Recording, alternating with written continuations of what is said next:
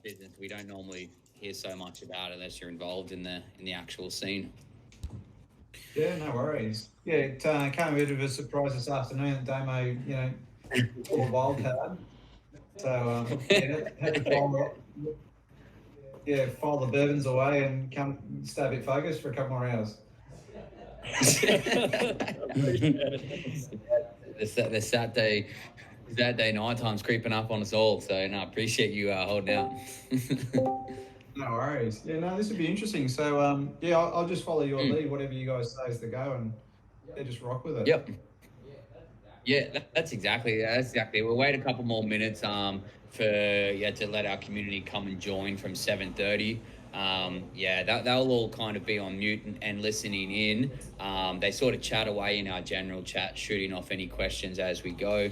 But it's meant to be a little informal back and forth between us. And then at the end of our chat, just after 8, we'll sort of open up the floor if there's anyone in here who wants to ask, a pressing question or something to you. Um, they'll come on and just vocalize that. So it's it's pretty relaxed. It's kind of just a little casual back and forth. Getting in, yeah, really hearing some stories of yourself in the industry, and even kind of how where you got to, where you got there and what you did before that. So I've heard some interesting things, and I can't wait to hear you tell the story. So Yeah, the I lap guess dance story is not true. There was no lap dancing. didn't you give it to him? It wasn't me. It was the other me. uh, no, that sounds great. Yeah. All right, let's just give it one more 60 more seconds. But yeah, Damien, Duncan, did you have a chance to have a poke around our website or our socials and things as well to kind of get a little insight of what we're doing out here at Hoodstars? Yeah, yeah, and Damo's been unreal and keeping me up to speed with it. It's it's quite a big project he's taken on, and along the way I've been hearing how it's progressing. So it's yeah, kudos to you guys giving it a red hot go, and how it also not it's benefiting so many people. That's such a tough industry, the creative space, and so to have support by guys like you putting your neck out. Yeah, good on you. Yeah, no, it's definitely appreciate that. It's been a roller coaster couple of months, navigating through the space and finding our feet and hurdles every hour. And yeah, we really feel like we've come to our own, in the clutch moments of our launch, and really feeling, confident of all of our hard work that's led to today, and all our conversations we've been having, pushing our product out, and uh, building our community, and being able to pass on our value that we've learned over the years and apply it to this. Yeah, great.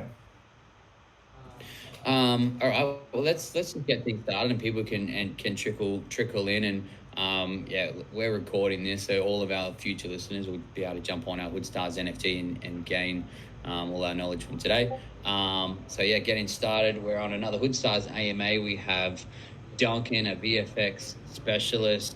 He's a Hollywood location scout based out of Queensland, Australia, and we're going to get an insight into, you know, his career, what he did before film, and how he's taken all of those past experiences into what he does today. So, thanks for your time, Duncan. And if you can, give us a little, in your own words, a brief of kind of what you do and where you're at for your job role. Yeah, no worries. Yeah, so I'm labelled as Myriad on this call anyway. So Myriad is a company now that I head up, based in Queensland and Australia, and we specialise in digital doubles for the large scale feature films and big gaming houses. So we digitise people, places, and things, and it's a pretty it's an essential part of filmmaking on the big scale. So our customers are Disney, Marvel, Warner Brothers, all those sort of guys we hang out with all day, every day, and yeah, we have a lot of fun with it. It's such a cool industry to be part of, and now that at the rate of the change of technology, and even talking about NFTs and meta and stuff like that, we dabble in all that world in our business. We generate stuff to support all that kind of tech. So yeah, but prior to where I'm at now, I used to do scouting for films, you know, so a location manager for films. So if any of you have seen, you know, Thor Ragnarok, I did all the locations for that, along with Damo, who's also your dark Yep. horse on the side there. So Damo and I did Yep. Thor Ragnarok.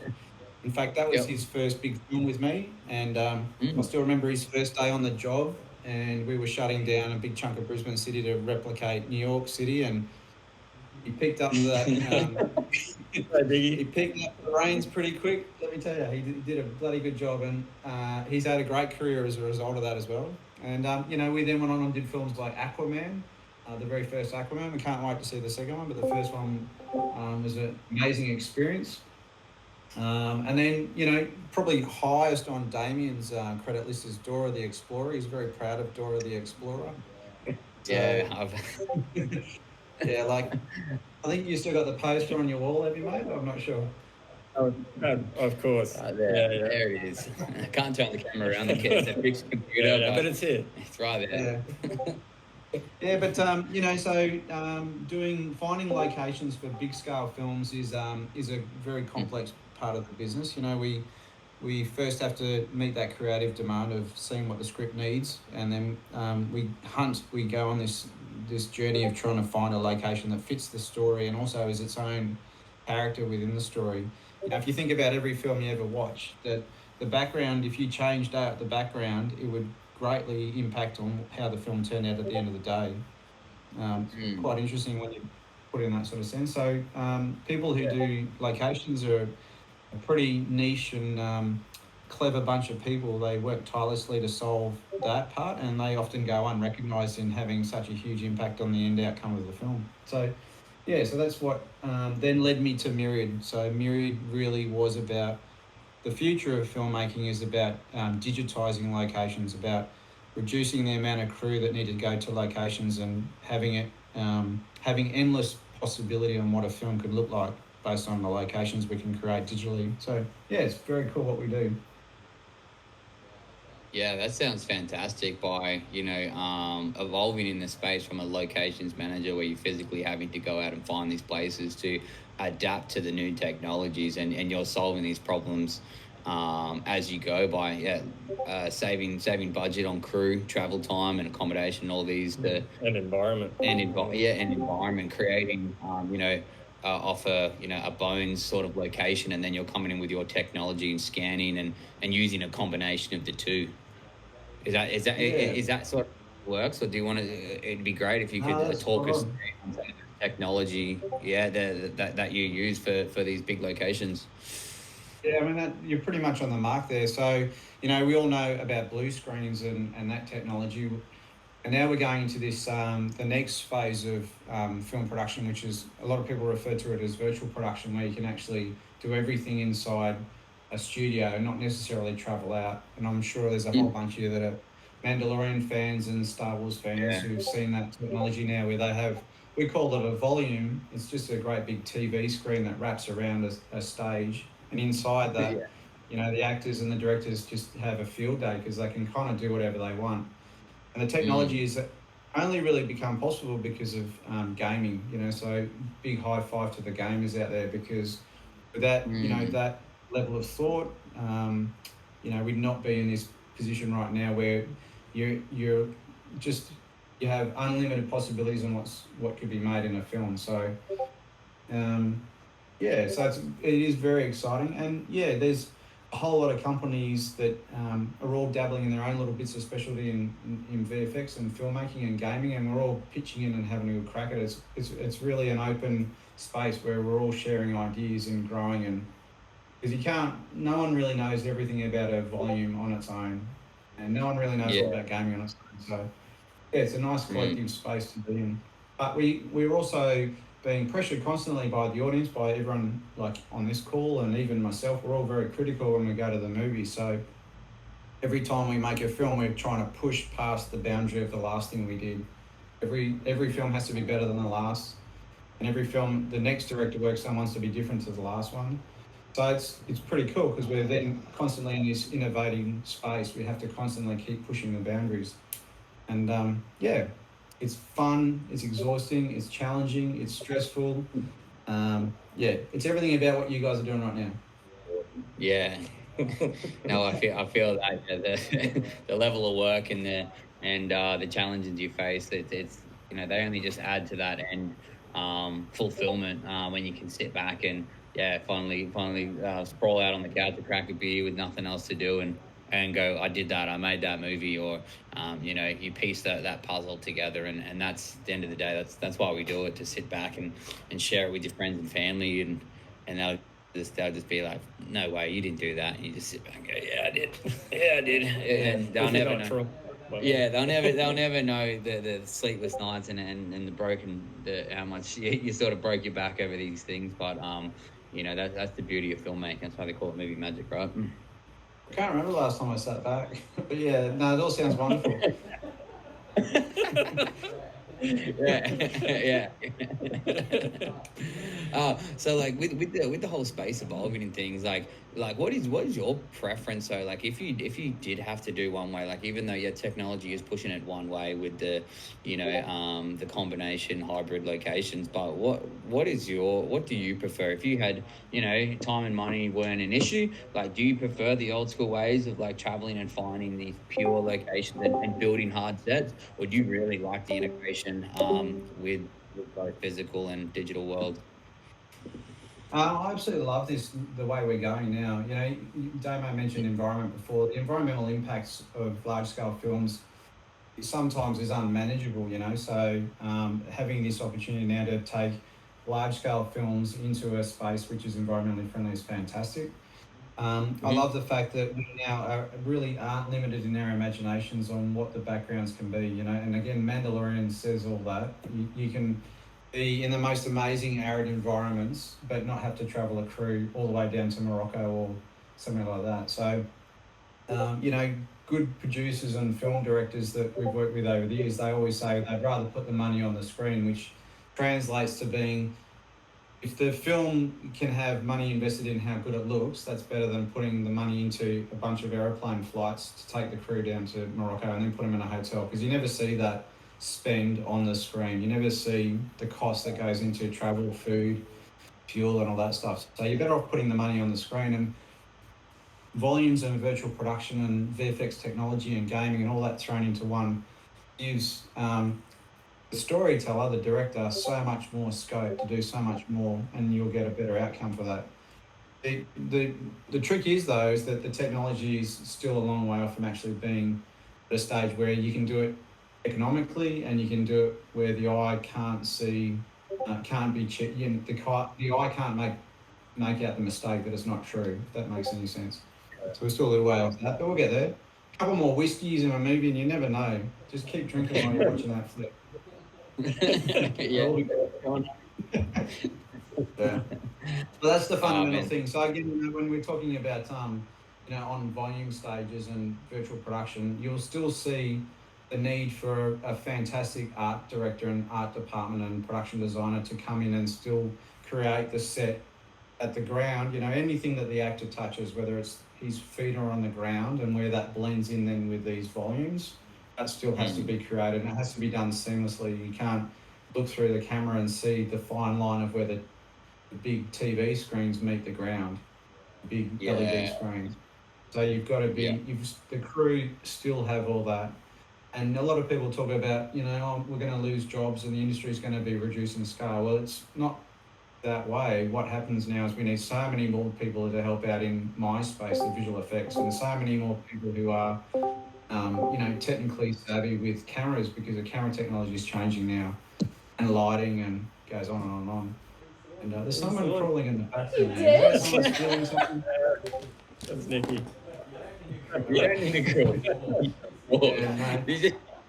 Hello, Nick. Embrace it. It is related VR technology. We're seeing it all.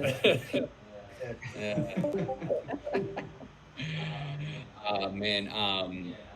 Yeah, no, that's really you hit the nail on the head with the Mandalorian. If you can go and watch the BTS of everything they did, you still see the crew is definitely not getting downsized. It's just getting upskilled, or or transitioned over. You still have that filmmaker mind and eye and attention to detail, but now it's kind of, you're just solving new problems. Like anything, you have to adapt and move with the industry, and find those, find those new jobs or roles, And it's really. really important too. I'm sure there's a heap of people here who are interested in being filmmakers or are filmmakers, and the fundamental thing we've always got to keep remembering is we're just telling a story. And if the story is shit, and if the way that story is translated is crap, and then it doesn't get edited well, it doesn't matter how expensive your set is or how good the technology is, it will end up being a shit story on the big screen. So fundamentally, always don't get distracted by the tech and by all the fancy jargon and all that. Just learn to make good stories and translate those onto a screen. A story can be in a stills photo, or it could be on a YouTube clip, or it can be on a big screen. But unless it's told well, it just gets lost amongst all the noise. Yeah, I feel that. Yeah, I mean, a great example for me was the latest film coming out. What's it called? Uncharted. I don't know if you caught that yet at the cinema, but it's got like Tom Holland, Mark Wahlberg. A great game, movie adaptation. That had everything thrown at it. The game was a great story. All these cool scenes that they put in the trailer, but they didn't execute on the story. They went all out with cast and locations and VFX and this cool sort of treasure hunt type deal, and it just sucks when you're watching it. It's on the nose with the lines and the delivery and the setup for the shot. You're wondering, you're spending $100 million plus and they're still getting it wrong. Come to Australia and give us a shot. We're ready. Yeah. I also, I'm also very respectful for the amount of professionalism that would have been applied to that. The guys would have put in hours of work, and there's so many variables when you make a film on why it goes really well or doesn't go well, and a lot of people probably don't say it, but a big chunk of it's luck. The timing of things is incredibly impactful on how the outcomes are, and even going back down to locations. Like, you might drive down one street and find what you think is the best house, but the next week you go down the street next to it and you find an even better house. But it was just that you went down that one street and you found the house, and that's the one the director saw, and that's the one that's going to be on the movie. Don't tell him about the other house, whatever you do. Yeah. Well, that's just one line, Then it goes. Then you think about props. The props guy's doing the same. He's going out searching for that exact hammer that Thor should have. I mean, they make Thor. There's no confusion there. But if you go to a hardware store and you're told to go and find a hammer, you look at how many options there are, and it might just be the wrong hammer for that murder scene. And then you just keep going on. The greens guy might bring in palm trees when it should have been another kind of tree, so they're going to change it. So you just never know what happened to make that film not quite work out at the end of the day. But at least they're giving it a go, and at least people that are investing in our industry, and thanks for going and watching it. You paid for someone's wage. Yeah, I mean, exactly. It's the industry I'm looking forward to really stepping into, especially with Damien as well. We've been working outside of this project tirelessly across multiple feature scripts together intensely over the last 3 years. And we really feel after we switched our focus onto this project,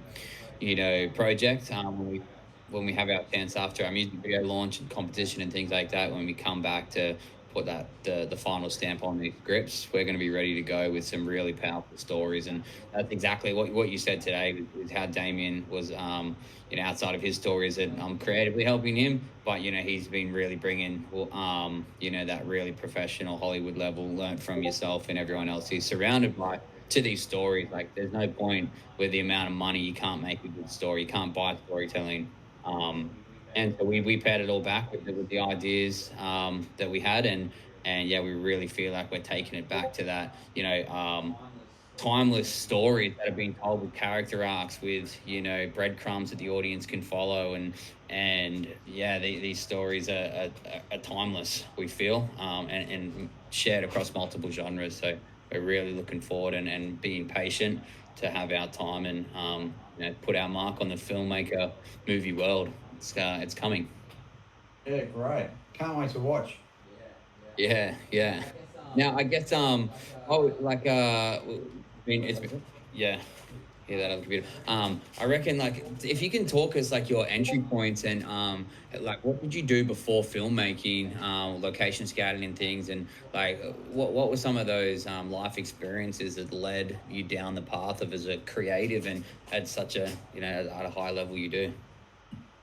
Yeah, a lot of filmmakers that I work with now, because I've been dabbling in it for 25 years, sort of thing now. My first film project was in '97, so I can't remember how long ago that was now, but that happened to be on a TV series called Flipper, which we filmed in Australia, and I was fortunate enough to be working at SeaWorld when that was going on. So it's all serendipitous and fortuitous how life works, and I ended up getting to know people who were on the crew, and yeah, I just sort of harassed them until they gave me a job. I've got another, like one of my business partners in Myriad. He tells me the story how he was on the tour around Movie World. In the old days, they used to have this bus that went around the sound stages at Movie World. And when the tour guide wasn't watching, he jumped off the bus and ran into one of the sound stages and begged the first person he ran into to get a job. And so That's how you do yeah, it. that's how he got into film. Yeah. Like Damo, he got into it because I went and harassed some people at the film school he was working for, and I said, I needed a really tall, dark, handsome man who, loved a good time and was prepared to work hard. And they sent me all these people, and then Damo turned up, so I ended up with Damo. We don't have any of those, but we got.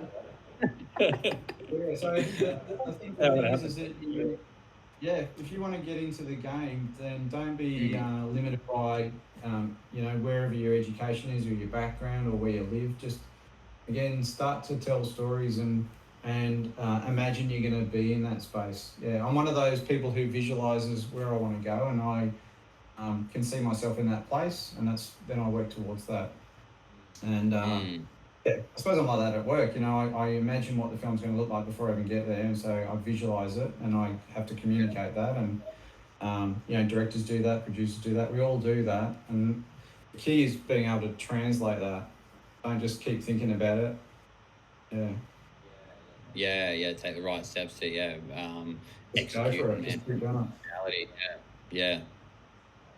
No, that's great. And so on the coming back to the filmmaker, the film Flipper. So were you a dolphin trainer before Flipper, or were you a dolphin trainer on Flipper? I'd have to mute. I'd have to mute from here on in. That's it's all highly classified, confidential stuff. little birdie told me, yeah. That's basically what I was doing with SeaWorld, is I was working with the animals there. Yeah, but right. Flipper was fun because I worked with the dolphins in the show, but because the actors had no animal handling management, we'd actually be background cast in the film as well, in the show. We'd pretend that we were. So there was that, but there were other animals in the show too. I remember training a fish to go from one side of a fish tank to the other, because the director had this vision that the camera would have a big fish going past it. And so I spent 5 weeks talking nicely to a fish and using all sorts of positive reinforcement to get it to do that. It was great shot. Great shot. And cute fish. Yeah. So so that was it wasn't a wind-up toy either. I know that's what you're thinking, but no. Or a little magnet or something where it's just the cleaners in the bag it across.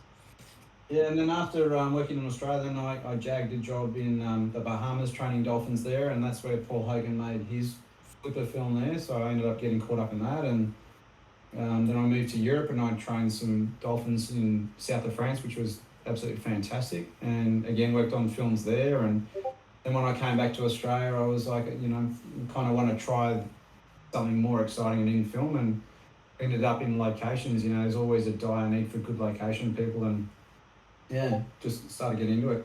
Locations, that you need to firstly have a bit of a sense of you've just got to have a sense of adventure about you, because you're often left on your own to go and discover things that no one's seen yet. and you've got to have a good understanding of how to, I suppose, capture that environment so that when you go back to the director and you say, look, I found 10 different beaches today, and every beach looks the same in their head, but you've got to sort of, photograph it and video it in a way that it all makes sense to him, that suits the script. And then you've got to then convince him that you've actually found the best beach. So you're kind of very politely massaging your director into saying, look, this is the best option out of all the options I've looked at. And then you've got to then sell the idea to the producer. Well, that beach that is really fantastic actually is very expensive to get to, because you're disrupting people, or it's very hard to access, or whatever that is. So you're doing the economic negotiations with him, and then you've got to go to the actual beach owner, whether that's a council or that's a government or that's a national park or it's a private property, and then you're going to negotiate with them and say, we'd love to bring a heap of people here, and we're going to take it all over for so many days, and we're going to make this amazing film, and you're going to have Hollywood in your backyard. And there are going to be some impacts, but these are how we're going to manage that. So it's quite a process. And then and that's all the easy part. Then the crew arrive, and they come and do all the things that they do, and they do it so fast that you've got to be pretty aware of what's going on, because part of your job is to make sure that you do what you say you're going to do with the people who own that piece of land or property or beach. Because if there's any sway from what's been discussed, then you can either have an impact, or you can make the people unhappy with you being there, which means that the next film crew, whether it's me or someone else, can't go back there. So it's a tricky game. And then at the end, you've got to be there to clean it all up, put it back the way you find it. Always leave the place better than the way you find it. Used to drive Damien insane. Yeah. Yeah, no, definitely. I've learned a lot of. We made it. Yes. Learned a lot from Damien and you guys, with bringing him on with my JN film clips, and he's definitely leaving things how you find it is sometimes trickier than it planned out, but just reminded me what you just said really reminded me of Hastings Point with Aquaman's dad's house, where the grass was endangered. Yeah. Oh, what do you mean? Sounds hilarious here on this, but we're on a grass. Oh, the grass is endangered, so you've got to just work around the grass. And it's got to be in the shot. You've got to. We've got to put a lighthouse on it. Oh my god. Yeah, we built the lighthouse. And it sounds funny now, but you can never, when you're out there scouting, you try to take big productions to places that can at least sustain the scale, but you never know. There's always a red herring, or there's always a rare grass, and you got to work out how to manage that, which is really cool. That's part of the fun, really, is just embrace the toughs. Yeah. So Damien very quickly put the lawnmower back in the boot of the car, and we didn't even touch it.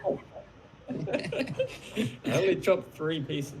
They're probably just got security cameras just watching you guys anyway, zooming in, and lasers and all that shit. Hastings Point was a fantastic challenge, because it's a high profile public location in the north of New South Wales, and understandably everyone loves it. It's fantastic for surf. It's got a beautiful natural environment. Lots of people fish there. Lots of people camp there. Lots of people just go and hang out and watch humpback whales go past each year. But it's also has a huge amount of cultural significance to local Indigenous folk. So they've got rare and sort of artefacts that were buried under the place where we built this film set. So we had to manage how to mitigate any impact on that. Then there was this rare grass that it was a strain of grass that dated way back to Gondwana, and it's only found sort of between the border of New South Wales and only a couple of k's south of where we were. So it was fantastic. It was right there. There's rare birds. There was all sorts of things amazing. So as part of a film crew, you've got to work all that through. You don't want people to, again, hear of us damaging culturally significant sites. And, as Aussies, we hear about that problem all the time with mining companies. We definitely don't want to go down that path. So, it's about engaging the local traditional owners and seeing what do we need to do to keep those guys, feeling comfortable, and talk to councils and community and it's just a full-time conversation. Yeah, which is great. And what I love about it is you get to know absolutely everyone, whether they're all happy or not. So you find that out pretty quick, but it's the fact you get to really embed yourself in a community and you get to share that experience with them as much as they experience it with you. And I think the more you involve people, the better the outcomes. And again, you're having Hollywood in your backyard, so it's an adventure. So yeah, might as well have fun with it. Yeah, definitely. And like you said, it's like the next group of filmmakers and directors and things come in. It's all reflected of how you have dealt with it initially, and then how you left it, and you're going to burn the bridge for someone else and ruin your continued catalog of locations and places. Always having to go out and find a new spot, like it just creates more work for yourself and the industry in the future in turn, right? Yeah. Yep. Well said. So I mean, I'd love to hear some of your highlight career highlights so far. Your favorite films, your favorite film you might have that you've worked on over the years, and something crazy that you've worked on set that always just stands out like a good pub yarn. Yeah, right. I think like one of my favourite film experiences or film productions I worked on was a long time ago called Fool's Gold, and some of you guys might have seen that. It had Matthew McConaughey and Kate Hudson in it, and that was, I can't remember what year that was filmed now, but it was a great film to be part of because it was one of the last big films I was on that was actually on 35mm film, would you believe? And so, that's quite nostalgic in that sense in itself. And you don't realise at the time that it was almost getting kissed goodbye. But part of that too, the producers and directors were really keen to, the story was all set in the Bahamas and, the Florida Keys, so we were trying to achieve that in Australia. So it meant from a locations perspective, we were just having this fantastic trip up and down the coastlines of Australia, looking for the best beaches, the best islands, the best bars, all these key locations to the film. So it was a very tough job in that. Yeah. So that was good fun. And then it's even more fun, when the lead cast come out and enjoy the locations we're in. They're in the bars and having a good time. It was in those days still when paparazzi really weren't in Australia and it wasn't really a drama. So that was good. I've just done some really cool films. I worked on The Shallows. I don't know if anyone saw The Shallows. It had Blake Lively on a rock screaming for weeks and weeks and weeks on end. Yeah. Where was that beach? Was that down in Victoria or something? No, we went to Lord Howe Island, which is like one of the most stunning parts of Australia. If anyone can get a plane ticket to Lord Howe Island, it's about 600-700 nautical miles off Sydney, and it's one of the most beautiful places in the world that I've seen. I've been lucky to see a lot of islands and lots of places, but you can get down there. Are you writing that down? Do you want me to spell it for you? Yeah. Lord Howe, is it HOWL? Yeah, there you go. HOWE. But if anyone's from Lord Howe listening in, you guys are fantastic. Loved being in your neck of the woods. There's lots of great stories and lots of war stories, and I don't know where to go really. The bigger productions, Thor Ragnarok. If I talk to crew who worked on Thor Ragnarok, it was absolutely fantastic. Working with Taika and Chris Hemsworth, cast on it was unbelievable at the time, and it was probably the biggest Marvel film ever to come to Australia at the time. Yeah. And I spoke briefly at the start of, we were in Brisbane City for 2 weeks, and we closed down some major roads there and took over the city in the sense that we were trying to turn into New York. So, we brought in New York cabs and there was New York buses and all the street signs were flipped around and everyone was driving up the wrong way and traffic lights were changed. And, in amongst that, Brisbane City still kept working. Above us, all the high-rises still had all the office guys coming and going each day. Just up 1 block away was, QUT at Gardens Point, so all the students would walk through our film set each morning going to class, and it created such an amount of attention that we'd gone from thinking there'd be a few thousand spectators a day maybe hanging out in the street with us, to the point where by the end of it there was about 10,000 people each day. And logistically trying to manage that was a huge amount of work, but what it did was it really shone a light on how great it is to make films in Australia. You know, we're such a film-friendly country. We're firstly very safe to come and film in. You know, we've got to remember that filmmakers from Hollywood and from the UK, they travel often to some quite unsafe environments. You know, the Middle East, they go down into Africa, they go into South America, and in all of those places, they have to think about their safety and welfare. They have to think about the food they're eating, the water they're drinking, the fact that everyone speaks a different language. But to come here to Australia and you know, have a bunch of Aussies hanging out, having a good time with them, and then they know they get to go to great restaurants and they can sleep safely at night is really cool. And what was really cool about that first few weeks of Thor in Brisbane was it was the highest global social trending subject in the world for the whole time we were in the city. So more people were clicking and following Thor Ragnarok's film, you know, days than anything else at that time. It was pretty cool.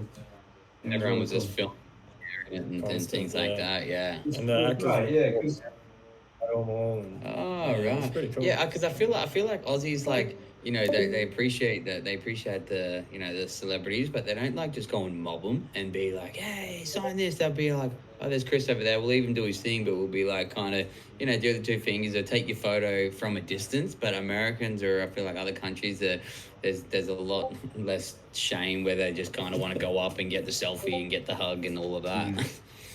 Yeah, although it was pretty hectic. You know, with that many people in the city, everyone wanted to get a photo of Chris and all the other cast. You know, there's so many great casts in it, and the cast were amazing. You know, they came out and they supported the people who were keen to come out and see them. And again, Marvel were really cool too, because normally on all films, cast and props and sets all get closed up. No one can see what's going on. They want to keep all that magic, all that surprise and delight to the very first day that the movie comes out on the big screen.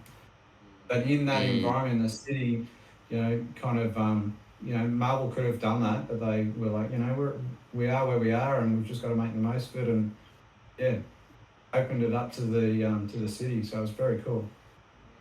I mean, and like you said, it paid off by being like the #1 trending sort of across social medias, by just those little things, you know, by not being so secretive and letting the, you know, letting the community walk past and see the prop tables and see all that good stuff and gets them excited and feeling like they're a part of it too. Like, my city is hosting this film. Yeah. Yeah, it was cool. Now, move on to some questions. yeah, for sure. So we're gonna have a look in our general chat. We've had some people dropping some questions in there. I've got one that's kind of pressing on my mind as well. I'll just open it up, have a quick read.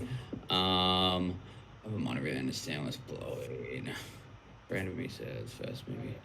Oh yeah. So like, what's kind of like, you're a big filmmaker. Obviously you're working in films and things, but when you do, you know, you say you haven't stopped in a while, but when you did find some time to watch a movie and things, what's a go-to film that you watch and has really hit home emotionally or something like that that's really stuck with you? I really don't have one, because I don't have one. I like all genres, you know, and it's kind of like, and I'm like that with reading books, and I'm like that with listening to music. So it's just one of those things with me. It drives my family insane because they never know what to get me for Christmas. But that's the way it is. I get that. Like you as a child or youngin and really get inspired, but as soon as you start working in it, you know, you never really sit down and watch the films again. It's all from memories. Yeah. What often actually happens is like I'll start working on a particular genre of film, and so I'll go and binge on that kind of film. So I can't say what I'm looking at the moment, but I've just watched a whole bunch of war films and films like Heat. There you go. Mm-hmm. That was a good one. Yeah. Yeah. So, yeah, but you know, and obviously, you know, when Marvel's in town, we're watching all that kind of stuff, and you're just trying to get in the swing of it. You're just getting in that headspace and starting to, get ready for it. Yeah, perfect. And then once you start working, you really don't get a lot of time to sit and watch telly. You know, it's one of those things. We really don't get. You know, we're doing 12-hour days, and we're often doing it, you know, full time 5 days, often 6, and then I was still doing messaging just before you got on the phone, you know, for stuff coming up. Yeah, there's constant levels to it. There's always, something that needs to be organized or researched or planned. And with multiple projects on the go or different things, there's always there's always something to do, isn't there? That's unreal. Ne- uh, Firing off some of these questions from our community, we got Mama Dane dropping in saying, Hey, um, Mum. "How you doing?" So do you stay on location for the whole movie, or do you find a location and move on? What's an average time spent in these? Like, especially, I think got them sparked when you're spending a lot of time up and down the coast and in the Bahamas. So what's like an average stay for when the production comes in and your time scouting these places? Yeah, I mean, on the scale of these films now, you'll have a small team, and that team has its own team within its team. And so, if I'm supervising a film, I'll do the initial pass on everything, and then I'll hand it over to someone really clever like Damien, and they'll be on that location and they'll manage that spot. But it's a real leapfrog because we're there before the crew arrives, so we're there quite early, and then we're there when the crew's shooting. We do stay there, and then we'll stay on the back end and we'll manage it. But while we're on one location shooting it, the team will be prepping for the one that's shooting the next day. So it's a full-time leapfrog. So I can't remember now how many days we shot Aquaman. It was a lot, but it was months of shooting. So you're literally going full ball for that 3 or 4 months, 5 months of shoot time. So there's one now I'm working on for Disney, and they started filming in February, and they won't wrap until December if they're happy and lucky. So the crew on that are just going full bore, leaping from one thing to another. And not just locations, but camera department, for example, are thinking about the same things. So they're shooting today with their cameras, but they're thinking about what their camera and lens package and that is for tomorrow. So they're planning that, what their data requirements are. So the lighting department's doing the same. So lighting guys would be on location today. They'll be actually managing the lights per the director's needs on that day, but they'll have a pre-lighting rig team going and getting ready for tomorrow's shoot. And then there'll be a post-lighting rig team pulling it all out and flipping it to the next set or location. So it's a fantastic organisation to be part of and see the logistics moving around. It's just incredible to see. And we often never stop to appreciate it. But then on top of that, then there's like just caterers. There's people cooking for us all the time. And they're thinking about what do they get? What are we eating tomorrow? And they're organising bacon and eggs. They're ordering it today to be eaten on Friday. And there's the trucks guys, all the unit department that are prepping. How do they move the 40 or 50 trucks that support that on location crew and moving them? And now in the nighttime, another driving team will come in and shift the trucks so that in the morning they're ready on location. And yeah, it's fantastic to watch. And it really all comes down from a bunch of what we call HODs, heads of departments, collectively working and talking together with producers and production managers and line producers and just working out the hardcore logistics and feeding it down to your team. And if the team's no good, then it all goes a little bit awry. But we're very lucky that we've got fantastic, like world-class filmmakers in Australia that have lots of opportunity to see what the rest of the world does, and we always seem to come out on top. So yeah. Yeah, no, that was a great answer. You're always staying one step ahead, and that preparation for the days to come across all departments and teams. And we were talking to a guy before, Afric's from South Africa. South Africa also have fantastic crews. We often get so right now I'm working with a guy who just did a film in South Africa, and he was bragging about how good South Africans were. And I said, "Oh, you haven't spent enough time in Australia yet," but yeah, I believe you. Yeah, cool. Next here we got coming from our artist Hype Draws. He wants to know, like, when you're scouting these locations, like you said before, you got multiple beaches. What are you looking for that really separates these things with the characters? Like, having a location have that sense of point of difference and characteristics. And then when you're picking them, do you have a favorite time to shoot? Is it obviously when you're up nice and early, you're getting that morning light? But it comes with those early mornings. Or do you prefer some night shoots? A little bit of a two-part question there. Yeah, no, that's a great question. So it really comes down to the script. The script is really our blueprint to what the film's going to look like. And within that, you'll say it's a beach scene. So we go talking about beaches again. within that script, the beach will be described very loosely at the start. And then it's a case of going and chatting with the director, what's his vision for the beach, and what's the production designer, who's the creative eyes of the director, what's his vision of the beach. And so like for The Shallows, when we talked about that Blake Lively film and the shark, it had a really very defined criteria on what the beach was going to look like. It had to be in a bay. The bay had to be sort of intimate, so you could see both sides of it, not a massive bay or a harbour. So we had to see both sides of it. It had to be north facing so that we had a certain sun path when we shot it. It had to have preferably a rock in the middle of it so that we could have that scene of the lead car stuck on the rock. And it had to have waves breaking within the bay, because the whole story was about a girl who was a surfer who got chased off her board by a shark onto a rock. So that's a really, really hard set of criteria anywhere in the world. Trying to find a bay that has waves breaking in it. Even in Hawaii, you don't get bays with waves really pouring in there and peeling through all the time, and then having a rock as well. So I literally travelled all up and down the coastline of Western Australia. I went down into South Australia, went to a little bit of Victoria, and we ended up on Lord Howe Island. So that's the story with that. And not only that, but we're not just looking at finding the perfect beach, but we're finding one that the film can afford to go to. As soon as you get going to islands, you need huge shipping logistics and you need planes and that. So if it's a small budget film, you just don't even go there. Yeah. You got a bit more budget, then you can make it a bit harder. But those beach criteria were then completely different to, say, Fool's Gold we were talking about before, because Fool's Gold was all set in the Bahamas, and there's no waves in the Bahamas unless there's a hurricane coming through. So again, you radically change up what you're looking for.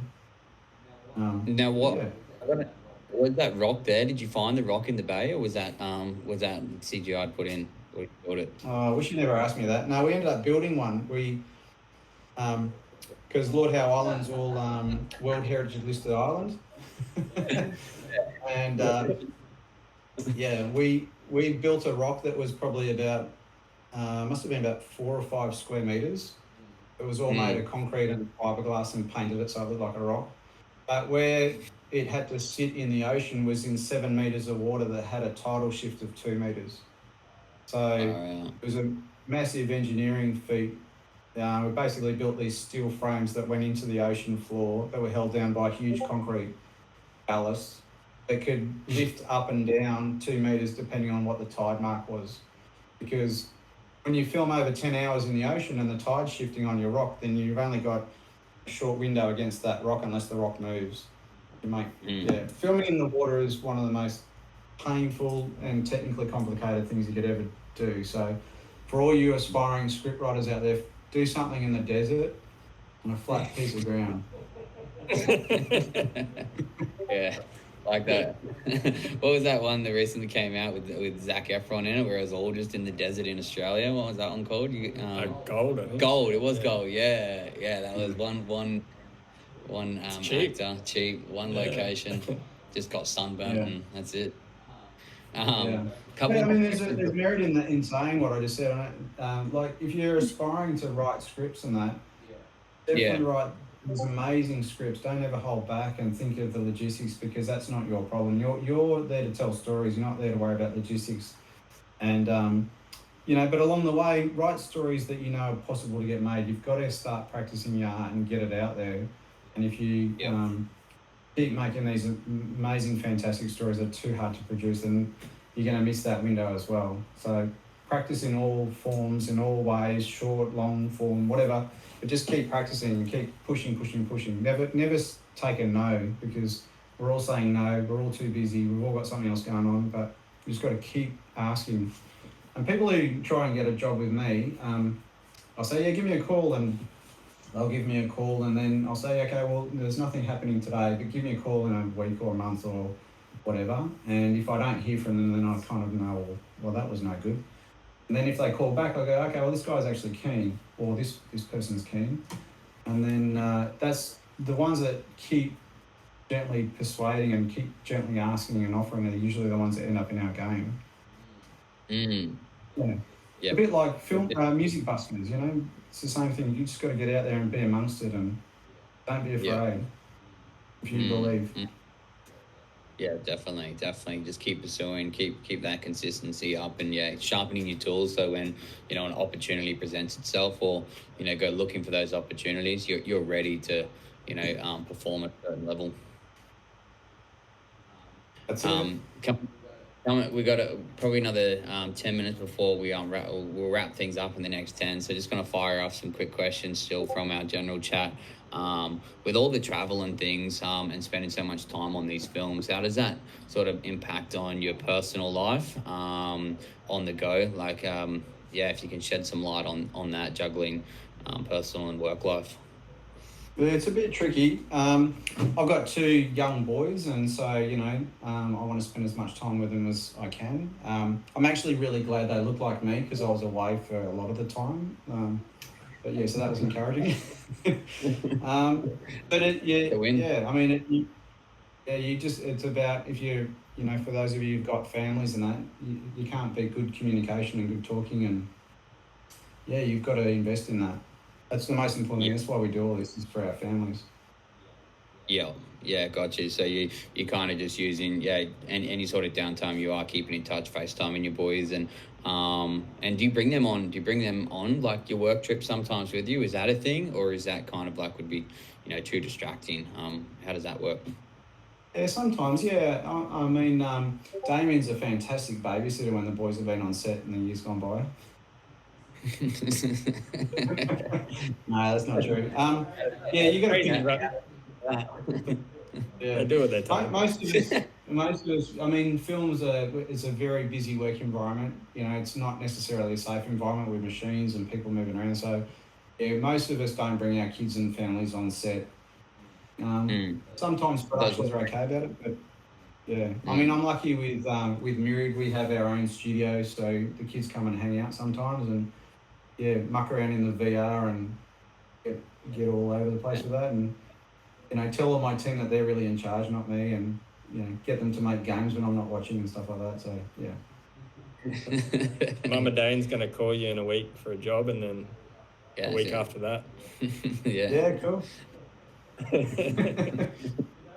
You know who Mason Dane is, Duncan?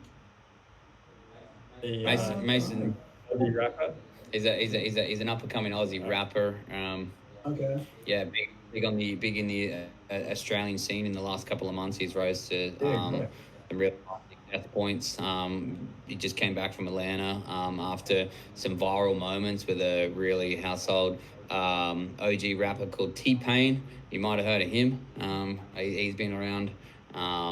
He's really taken a liking to Mason Dane, his sound, and he's kind of going to has a great trajectory for one of Australia's next top artists on a global scale. Super talented, and we chatted with him, and that's who Mama Dane is. She's in here showing our collective and community a lot of love, and same with Mason. I've shot some videos with him, and yeah, he's one of the rising stars to keep an eye on. Mason Dane, yeah. Right. Yeah. Well, stay focused on what you want to do. Don't come and chase film. Yeah. Last question, and then we'll wrap things up. It's just about the film Love and Monsters. Were you and was that how did that go? Wearing the jumper. Oh right. Monster problem. Laughing at the question. Yeah. Yeah, both Damien and I worked on that. It was all sorts of emotions on that film. I suppose firstly, it was where do I start? I mean, there was so many new things that came out with that film, not just from a film tech perspective, but also that film was shot in Brisbane, and it was the first time that a brand new studio had been built in Brisbane. So we kind of christened that, which is almost like taking a new car and changing the hubcaps and the tyres and putting in a new, bunch of bits underneath it to make it really run well. So there was a lot of work involved in that. Oh wow! Yeah, that's pretty. Yeah, can I say something?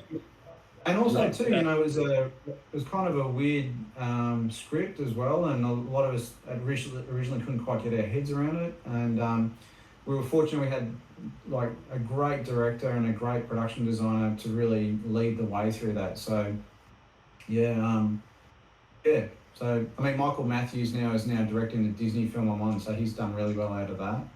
And Dan Henner was the production designer, so Dan Henner's Academy Award winner for Lord of the Rings and The Hobbit and those kind of films. So really cool to hang out with those guys again. And yeah, is that the question? I can't remember. Yeah, that was it. I think Afric's Afric. got one. Yeah, he's gonna come on and Afric, you wanna come on and have your tail into that question? Yeah, no, I didn't want to ask anything further, but I just wanted to say, I mentioned Love and Monsters because I'd say it's like one of the most interesting and like coolest movies I've seen like in the last few years, and the locations are just it's just chef's kiss. Like I was very impressed with how the movie looked, and I just wanted to say like, yo, good job on that because it looked fantastic. Oh, thanks, mate. And you probably, I don't know if you know, but Michael Matthews, the director, is South African. What? So No way. yeah, yeah. So That's sick. and he's an amazing guy. He's quite young. He made a bunch of shorts that were sort of quite out there films in South Africa, and then he came to Australia. And this was his first feature film that was Paramount Pictures film, and he had a baby in amongst all that, and he still worked every day tirelessly and got out Love and Monsters. And yeah, Damo's wearing the hoodie from the cruise shirt, which originally it was titled Monster Problems, and then Paramount relabeled it as Love and Monsters. Yeah, often when we work on films, it's got a working title and they change it up. But locations was really tricky. Again, I was saying the story was quite a hard script to get our heads around because it was this post-apocalyptic, full of monsters but not zombies. We're often conditioned in our brains to, I know what this film's about, but this one was really right out there.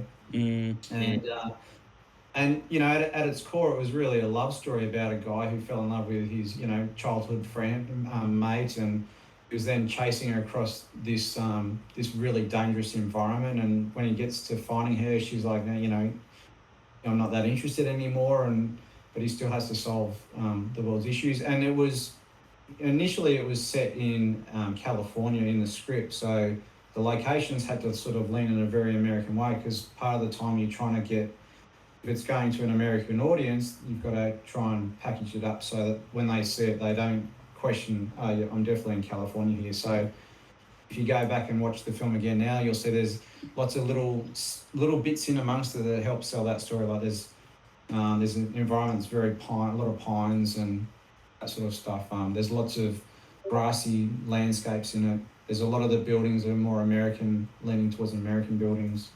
The cars are all American. Yeah, so it's pretty cool. And then that film got an Academy Award nomination for visual effects, which was really cool as well. So yeah, because that blended very well together with the locations, because it was like open field, forest, jungle, and then eventually like a beach on the coast and stuff. So like, yeah, it's just it went well together. Yeah, and Damien Lang sitting across from you, he instrumental in finding at least probably half of the locations in there, because Damo would be out scouting a lot of the time on the road in solo with a packet of chips and a bottle of water, trying to find some of these script locations, while I'll be out negotiating with the director and saying, look, this one here, this is the place to go, this is where we've got to do it. And then going and negotiating it. So yeah, actually talking of funny stories, so the closing sequence of that film's, on that beautiful rocky beachy environment, which is right on the border of two states in Australia, New South Wales and Queensland. So you're dealing with two state governments, one federal government, two councils, two different surf clubs, all sorts of things like that. But there's that huge crab in the end that comes and eats people, and the visual effects department were like, we need to get a crab in here so the actor can get a reference point of where the crab's going to be. So they bought a huge inflatable crab. I don't know where they found it. And each day this crab would be dragged around the set, and it was so funny to watch. I'm imagining that now. That's actually so cool. Wow. Yeah. No, but you guys did a great job. Yeah, thank you for answering that. Thanks, mate. In a way better way than I thought. You keen on being a filmmaker? I'm a music producer more, so I would like to do something in full maybe one day. But that's not my main thing, but it's super interesting to me, and I love anything to do with entertainment and storytelling and creativeness. Yeah, Yeah, great. Well, good luck. thank you, man. Thank you. You're already doing it. Sounds like you already got your stuff sorted. So well done. Yeah, thanks, man. Thank you. Now, was that I got to ask that wasn't Myriad who was like the VFX on that, or was that still early days where you were sort of making that transition out of locations to VFX, or yeah? Yeah, I was too were you busy in? doing the locations on it to transition, but Myriad was born out of that film, basically. Yeah, got you. Yeah. Okay. One more quick question, and then we'll farewell. We've got. Do you ever turn down any movies because of the script and having you attached to it? What do you look for in those early stages of stories? You're dealing with some pretty heavy hitters, so sometimes. I mean, do they have some scripts that are still a bit on the cuff where you can say no, or how do you manage those? The jobs you take on. Yeah, it's a bit of both. Yeah, like I won't say it out too loud, but yeah, there are scripts that I go, oh, I'm not really into this one sort of thing. But yeah, like Barbie, I'm glad it never came to Australia. But that was a script I read once, would you believe? And I think they ended up shooting it in Dubai. I don't know where they shot it in the end. But more so, it's about once you commit to a production, you just stick with it, and that might be 6 or 12 months of commitment to that film. And all of us do that, and one of it's because of you commit to finishing that film, but also just your own integrity. If you start jumping and from one job to another, you kind of lose a lot of credibility in the game. So yeah. Yeah, no, that's great. You've shed there's been a great chat over the last hour. You've shined a lot of light and insight for us across the filmmaking world and how much effort and detail go into locations and visual effects and all of those moving components of a massive production. And me, I'm a film director and inspiring filmmaker, and it's, for me, it's always enlightening to really kind of just get hit home of this is a team environment. There's so many more key players to come in and make it what it is at the end product, and hearing it come from you with the way you sort of describe it and what you're looking for, it's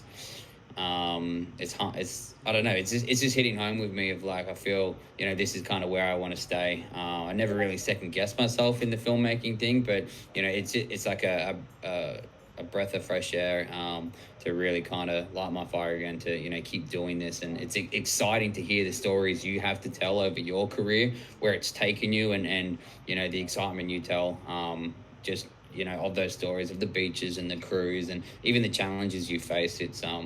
It's really inspiring for me, especially, and sitting next to your mate over here, Damien, as well, both of our mates, but you've spent a lot of time on the road and you've seen him in his full element as well, and now he's sort of sharing that knowledge with me and working together on this project, and to be sharing a conversation with a person of your experience and caliber, it's it really is inspiring for myself and hopefully the others listening in the conversation. We really appreciate it. Yeah, I'm very humbled by your words, and I'm very humbled to be able to share. Yeah, I think the key is just to keep practicing your art, keep learning to communicate. If you come up with the best ideas, but unless you can translate that, no, it's going to be a real shit film. No, I want to go and watch that. And just keep surrounding yourself with people who do what you want to do. Yeah, that sounds like the plan. So everyone, if you want to go show some, check out Myriad. I guess it's just that, would it be myriad.com? Myriadstudios.com.au. myriadstudios.com.au. Check that out. But we're going to farewell you for now. Duncan, thank you so much for joining us. Thanks, man. Appreciate it. Yeah, we're going to have a... Yeah, appreciate it. So that was Duncan Jones, everybody. Like we said, myriadstudios.com if you want to go and look up more about what he's done, movies he's worked on, Yeah, if you want to flick him your resume, go through the right avenues, Myriad Studios, and get that number. Ring every day. I mean, every hour. What did you say? Hour? Yeah. It'll be in the Discord. Go and get that number. 04. All right. That sounds like fun. Feel free to listen in. I'm sure you got somewhere to be though. But thanks again. Hey, appreciate it. Yeah, I'm trying to work out how to get off, but I'll catch you later. Are you stuck now? Yeah, guys. So that was Duncan Jones. Yeah, super insightful, busy man. As you can tell, he was, like we all are in the creative industry. There's so many moving components, but yeah, really appreciate him coming out and giving us an hour out of his time and motivating us all. Next, we got Liam coming on. Liam Thomas, music producer. Yo, Liam, I'm here. Hey, Can you hear me? Yo. Yeah, we got you. Yo, what's happening? Man, we just this is kind of been a great day. Launching officially. Hoodstarz is online, up for mint, and we've been yeah, bro. We've had our first Hoodstarz out the door. They're out there, finding their way across the world.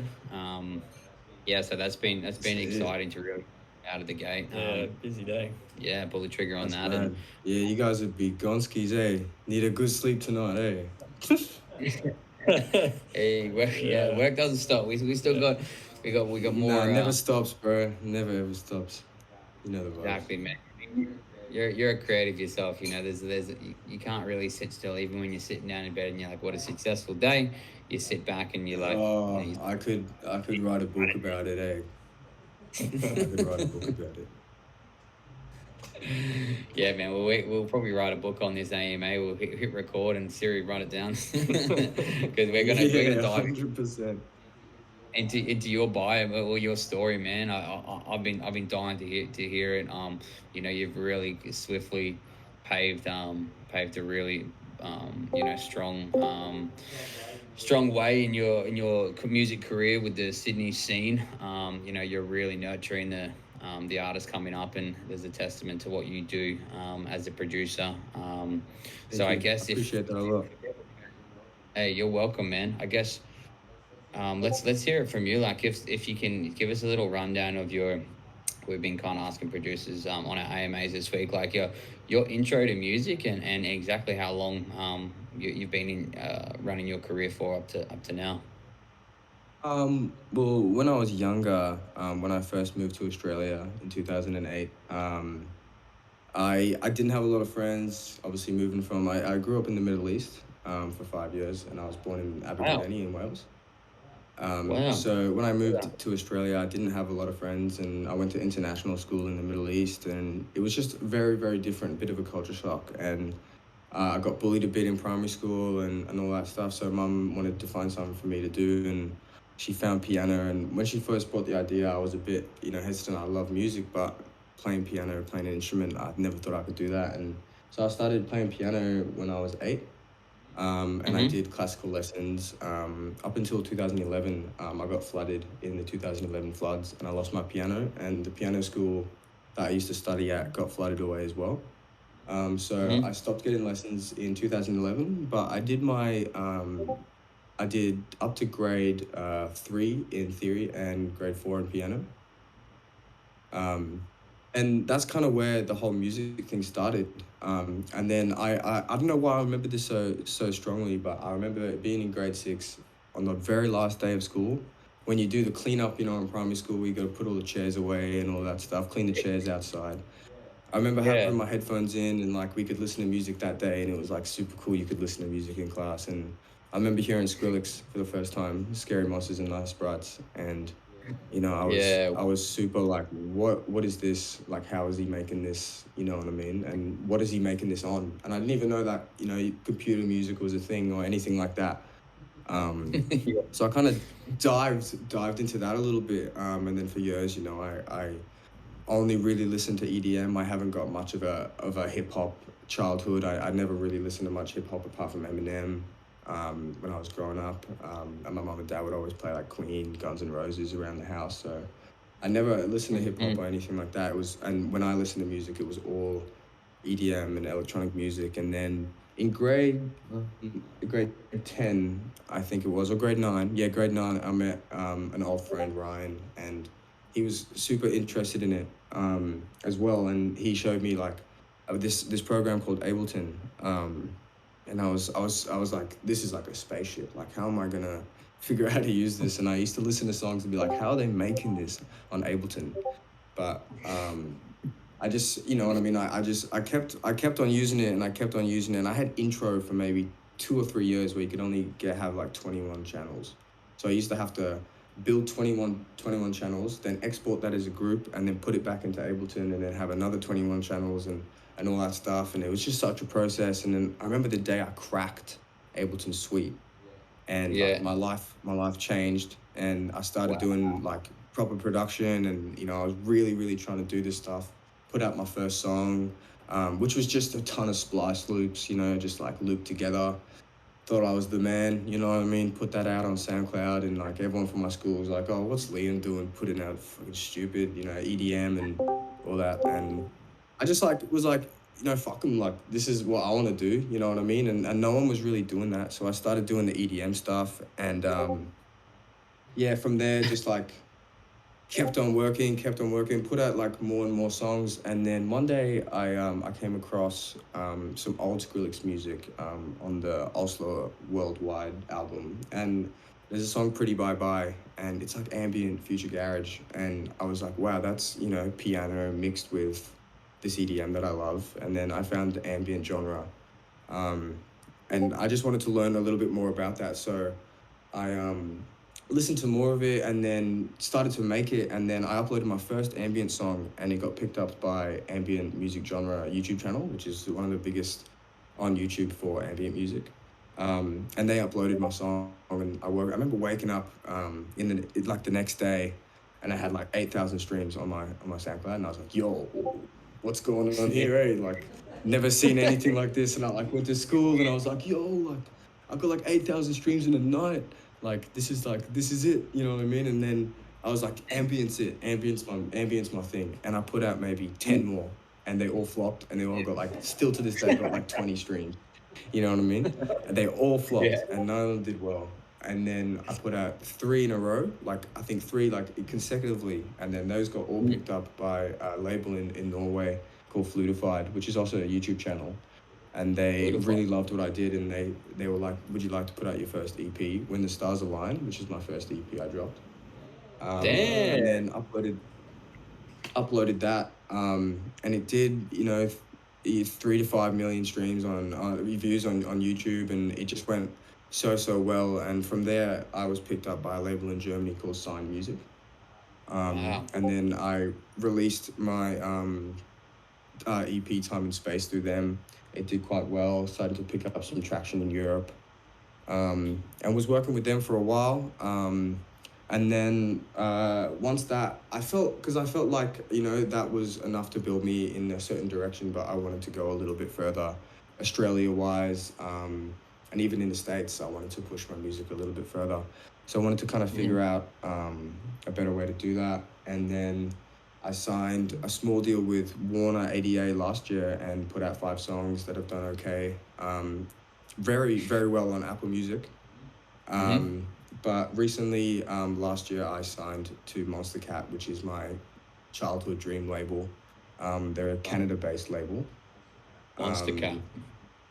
Yeah, so that was pretty unreal when they hit me up, and they were super keen on, you know, my stuff. But I'll put it back to like 2000 and... What were you going to say, sorry? I was just going to say, like, I mean, all of these reaches are across the world. Like, you know, these labels in Canada and Warner here in Australia, and then putting out music in Russia or that other spot. Like, how are they approaching you? Is it through literally social media that they're catching this, or like that? Yeah, a lot of it was through my email. And then a lot of it sometimes was through my SoundCloud DMs used to be popping. I don't know if you guys are very familiar, but SoundCloud DMs used to be the way to like really talk to people. That's how I, you know, connected with one of my biggest collaborators, like AK, who I've worked on loads of records with. And, you know, we've got more than one song now that has over 1 million streams. But I connected with him on SoundCloud, and now we're very good friends.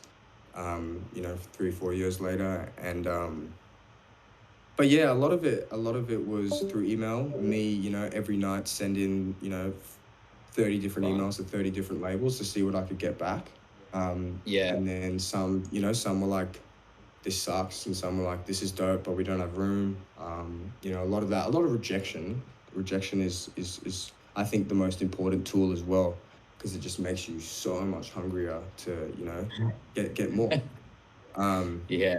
But I'll pull it back a little bit to 2019. I was working in a cafe for a year and a half, and in that year and a half, that was when I started to work with artists a little bit more. I've been making music with an artist called Cypress since 2017. We went to high school together, and we kind of started it together. And then 2018-19, I started to work with a little bit more rappers in Brisbane. And yeah, worked at a cafe, and I was juggling way too much. I was trying to do sessions, trying to work in the cafe at the same time, and it was just way too much.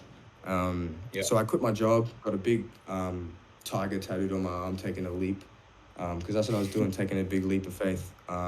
Took that leap of faith, opened my studio, and 3 or 4 studios in Brisbane shut down, I think because of me, because I took all their clientele. And the word was starting to get around that it was a bit of a different sound, I believe, because I think I can bring a different flavor to any artist.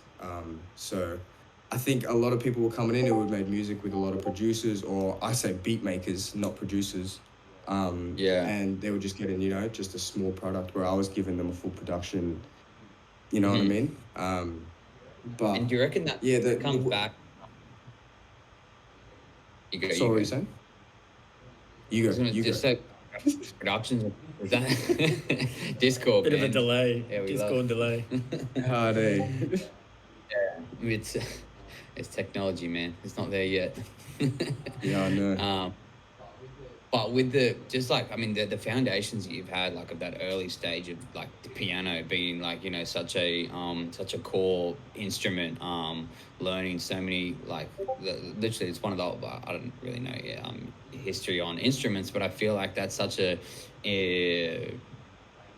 base of instruments, of like, it's a core instrument where you can do a lot. Yeah, it's definitely a core instrument, and I think because I played piano, I can pick up like instruments, and I have a somewhat idea of how they'd be played. I can kind of play the guitar, and I can play violin. I used to play violin a lot.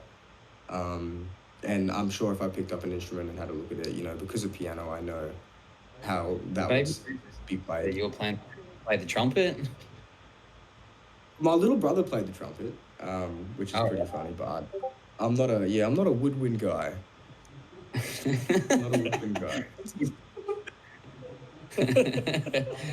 But like all of those, like, early lessons of your mum pushing you down those down those paths and education system, you feel like they've sort of paid off into the product you can now provide on a full scale with your education. Massively, 100%. I think if it wasn't for my mum, every day getting the egg timer, putting it on the piano and making me do, hour and a half every day, I don't think I'd be anywhere near as good as my production, because it also taught me discipline, I think, with music as well. And I think that's really important. And I had 3 different piano teachers over my time. I had my first piano teacher, Palmas, who was a jazz pianist, and I think it taught me a lot about improvisation and making stuff up on the spot. And then my next teacher I had was the owner of the center, and she was, the strictest, the most intense piano teacher. Used to make me sit up straight, tips on the piano, like, in the right way. And she was so thing with me. Like, I couldn't even come in wearing certain things. I had to, be dressed well for piano practice. And it taught me, like, a lot of discipline about my piano, which is good. And then my next teacher was a super lenient guy, and he was an amazing pianist, but he was very lenient with me. And I think having those 3 teachers as well taught me a lot. Different styles and different techniques on how to play, and which I now incorporate always into my production. Yeah, that's hectic, man. Like, you're learning something from each of them, and you're still drawing on those experiences even now, in all these other different fields of EDM, for sure. artist and rapper. You said bring something to any artist, by having that range of, you know, jazz, classical, and EDM. Like you're ready to apply yourself to whatever artist is at hand. You've got that Yeah, creative range. 100%. Mm. And I think that's the What's most your- important thing. Mm. I think the most important thing about a producer is being able to adapt to any single artist that walks in your studio. You know what I mean? Is that you have the ability to almost, you know, morph into anything they like. That's how you want to, you know, that's how a producer should work. You know, you see Dr. Dre, you see Timbaland, all of these legends. That's how they work. You know, any artist that walks through, you can still hear that Timbo bounce, but you know, they morph for that artist and they make that artist, you know.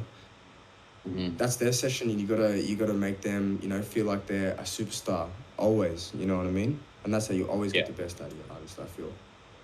Yeah, it's a collaboration.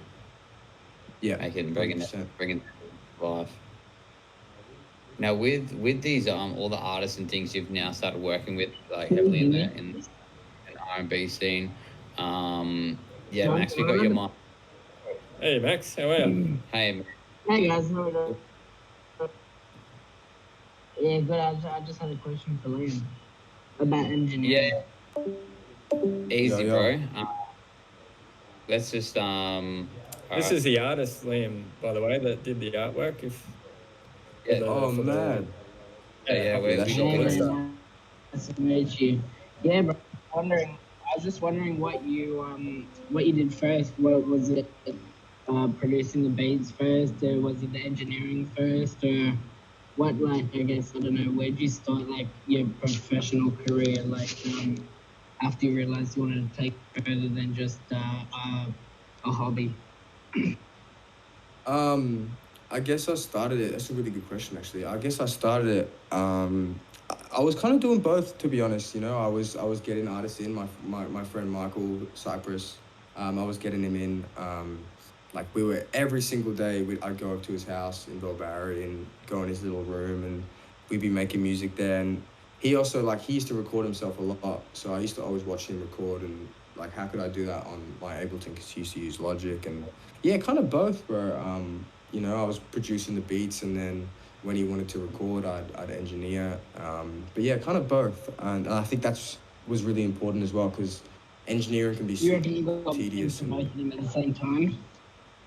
Yeah, I'd say so. Yeah, like 100%. They kind of went hand in hand. Yeah, and I feel like they also go super hand in hand. In some respect. Creative experience and actually being there to you know, be there with the artist and help them turn into the song and everything like that. Yeah, 100%. I think engineer is, you know, one of the most important jobs in music.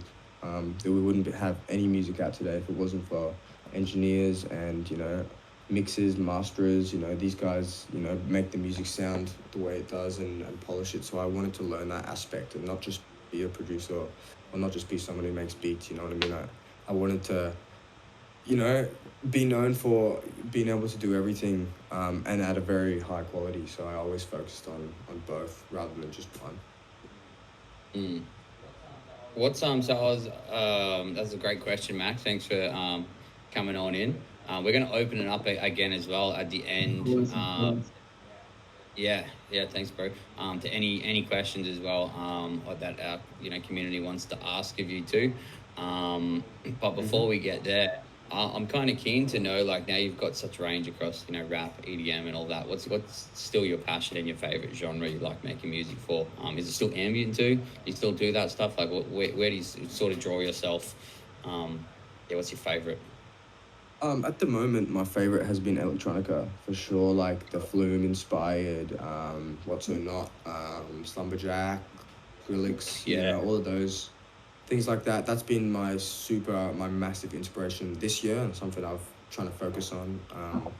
I'm creating a brand new artist that has, you know, a more influenced sound like that. Because the Liam Thomas stuff I want to keep separate from the more intense, heavy EDM, but I still really, really want to put that out because I haven't really dropped that kind of stuff before, and because I never felt it was good enough. But you know, I've been working super hard on the experimental electronica at the moment. Definitely been my favorite to make. pop music. I love making pop music, experimental pop music. Anything with Mason, I have to say. Anything with Mason, me and Mason make a whole new vibe every session. That's some of my favorite stuff to make. Yeah, But I wanted at to the end of, touch on at the that. end of the end of the day, I think at the end Mm. of the end of the day, ambient music will always be my favorite. Ambient music Yeah. always has my biggest heart, and I still do make that. There's my EP's coming out next month, and I'm super keen for that as well. And that's going to have some ambient tracks on there, a little bit of tail end where it's just kind of like Yeah, a long home it's a from full it's a full ambient record. I'm actually collaborating with the Calm app. I'm not sure if you're familiar with the app Calm.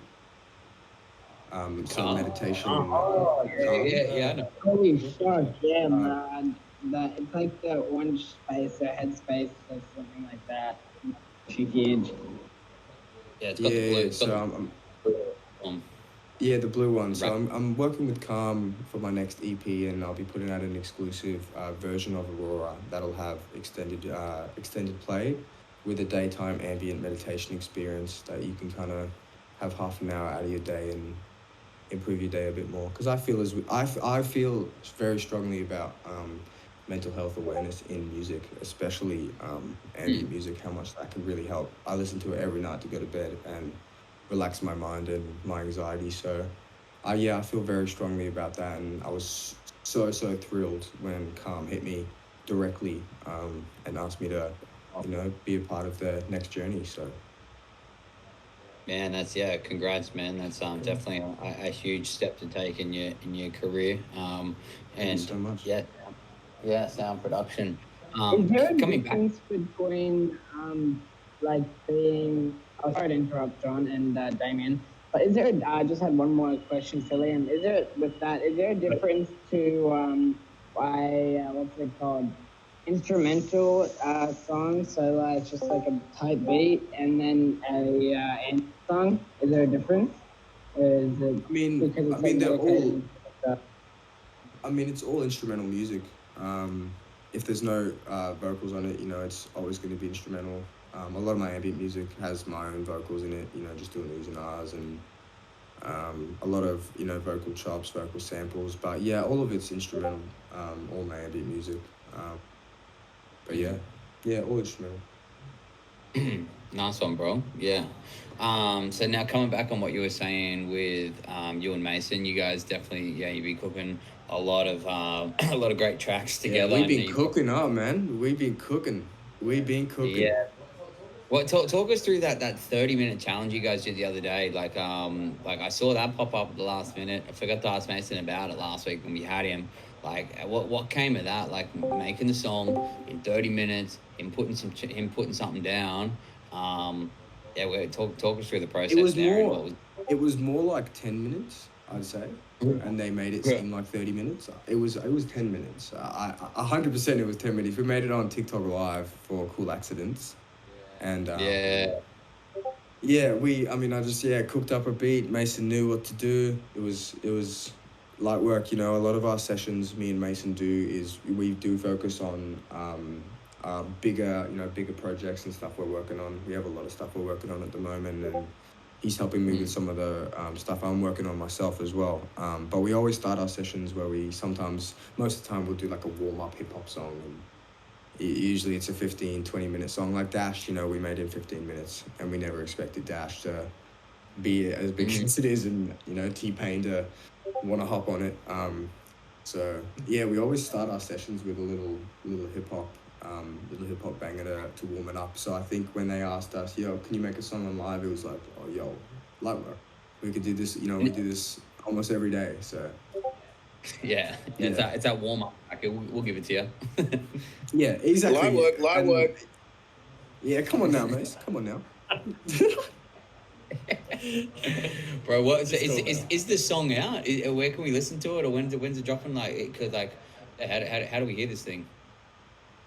No, I don't think the song is out. Are we gonna drop the song, Mason? I guess it's up to Mason.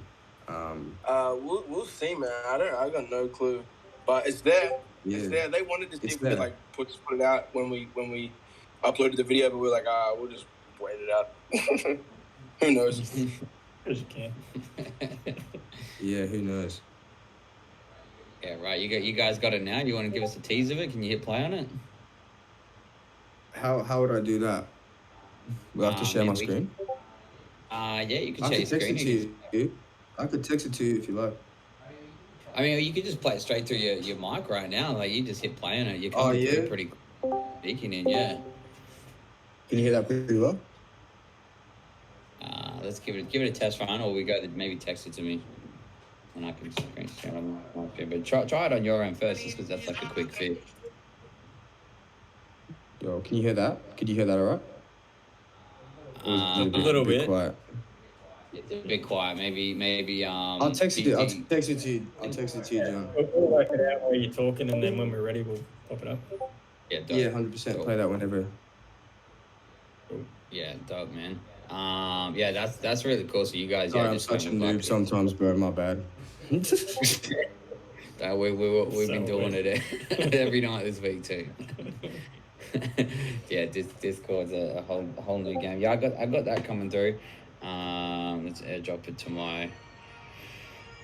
that to my computer. How do I do that? Airdrop. Boom.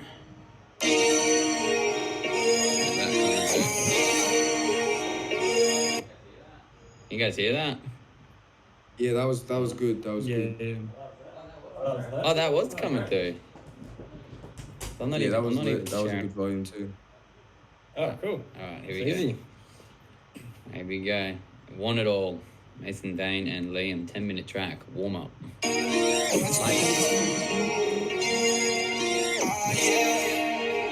can't have a piece, I need it all, baby. I've been overseas, wants turning needs. I can't ever fall asleep, need it all, baby. Hotel in Belize, cars without the keys. Shawty all up in the sheets, need it all, baby. I need it all, I just need it all, baby. You know I need it all, yeah. Oh, for me, it's just a routine.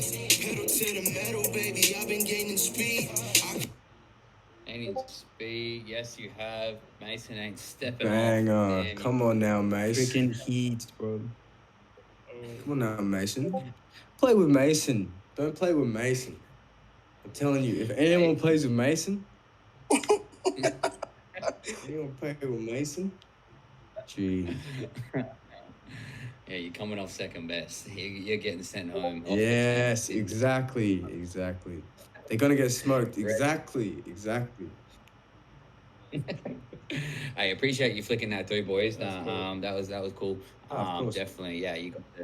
You got the sauce. You guys know what you're doing. You got the formula, and you're just back in and you're running with it now. Like, you guys have got so much, momentum, and for me, as an outsider looking in, still, we got close circles and things, but seeing your guys' confidence not only in the music, but like in the new stuff coming, it's really shining through of like the artists and trajectory you guys are putting yourselves on. There's no one else out there doing that. You guys are putting in the work and the hours, and it's all deserved what's coming to you guys. What I think is super important, and why me and Mason make the best music, I think, is because we're best friends. And I think that's super important, for a producer artist. I'm very, very close with all the artists that I work with. I don't really work with any artist that I'm not close with. So it's super important building a relationship before you even make music. Me and Mason only met, I'd say almost 2 years ago, 2 years now, a year and a half ago. But I feel like I've known Mason for my whole life. Because we built a super strong connection as well as making music together. We did a lot of fun shit, and he showed me around Sydney when I moved. Yeah, he's just the king. Simple as that. Yeah, definitely, bro. It's like, yeah, both of you guys are, mad respect for the two of you. And he even said that a very similar thing of like, it's the foundations you set, not in music and things that, you know what you can do in music together, but you're not coming in and going, hey, let me jump on a beat, or like, show me that track, let's talk business or whatever. music. You guys are talking. It's all got a and it's flow, got- all natural flow, Yeah. 100%. Yeah, you're getting that, the ground zone in, building that foundation of just kicking back and being mates first, and then letting that the creative shit come organically, and having fun with it. You're having a Yeah, laugh. exactly. You're just Oh, not. we it's have a not the- laugh. We have a good laugh. Yeah, we have a good laugh. We have a good time. Man, I can imagine Mason. Mason is probably one of the funniest dudes I've ever met, and he. You can't top him, mate. He is just too good. Someone who comes close, and you guys are cut from the same cloth. You and Travie P Mason are like, you guys are just hilarious. Yeah. Like it's like they're just hard hitting with their humor, and then when you get on, both you guys get on a track, it's like, come on, what's who is this person?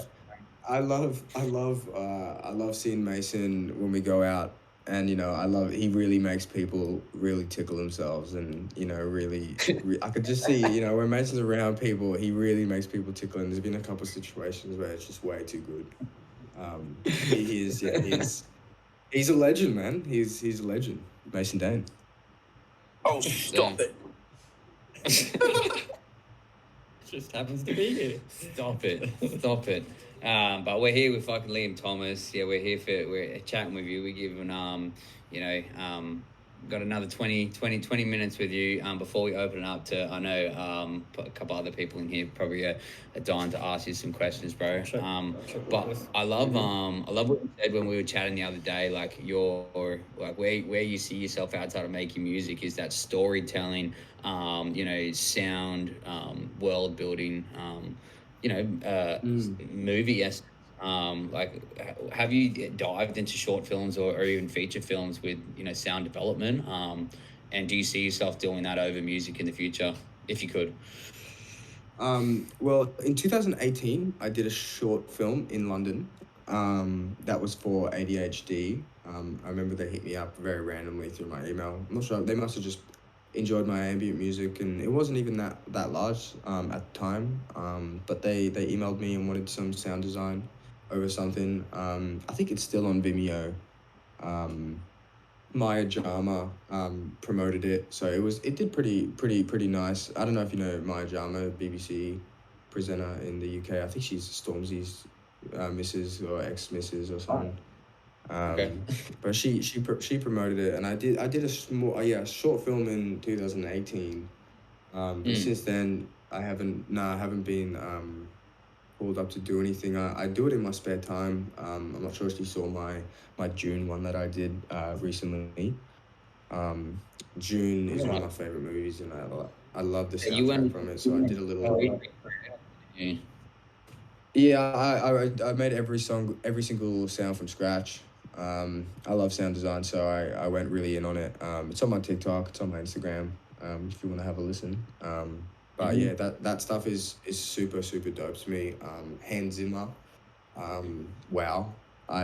You know what I mean? How could you, the absolute GOAT, you watch Dune and you feel like you're in a whole nother planet. You watch Batman and you feel like you're, with Batman there, and that's, just two notes, The Dark Knight. It's like the way he plays it, the emotiveness is, I love the emotiveness of scores. I love the Black Panther score, one of my favorite scores. I love how Ludwig Göransson, he went to Africa and studied African music for a year and a half before he wrote any music for Black Panther, and he met all the throat singers and all of that he met there. So I also love the cultural aspect of scoring, and how when you make it, you have to dive into the culture to really make the best music. But I'd love, like what you said, answering that question, I'd love to do scoring in the future. It's something that I inspire to be, is not just a producer and an artist, but also a composer. And a sound designer as well. And I'm super keen to, work with you guys as well in the future, because I know we got some stuff that we're going to be working on. So Australia is in desperate need of a good sound designer and composer. So, especially up and coming. Rising through the ranks. Yeah, it's really hard to find. Especially someone who's the level. Someone who's good at it. Yeah. They're not just trying to say this. Someone who actually gets And- the and- feeling out. And not someone who just uses loops, you know what I mean? You could score a million movies using loops. Like, there's a million great loops you can use, but if you can't write the music, you're never going to make anything unique. You know, you can use loops to, you know, build that stuff, but I see a million people, you know, using loops online and saying they've scored something, but I'm like, you know, I've heard this on Splice.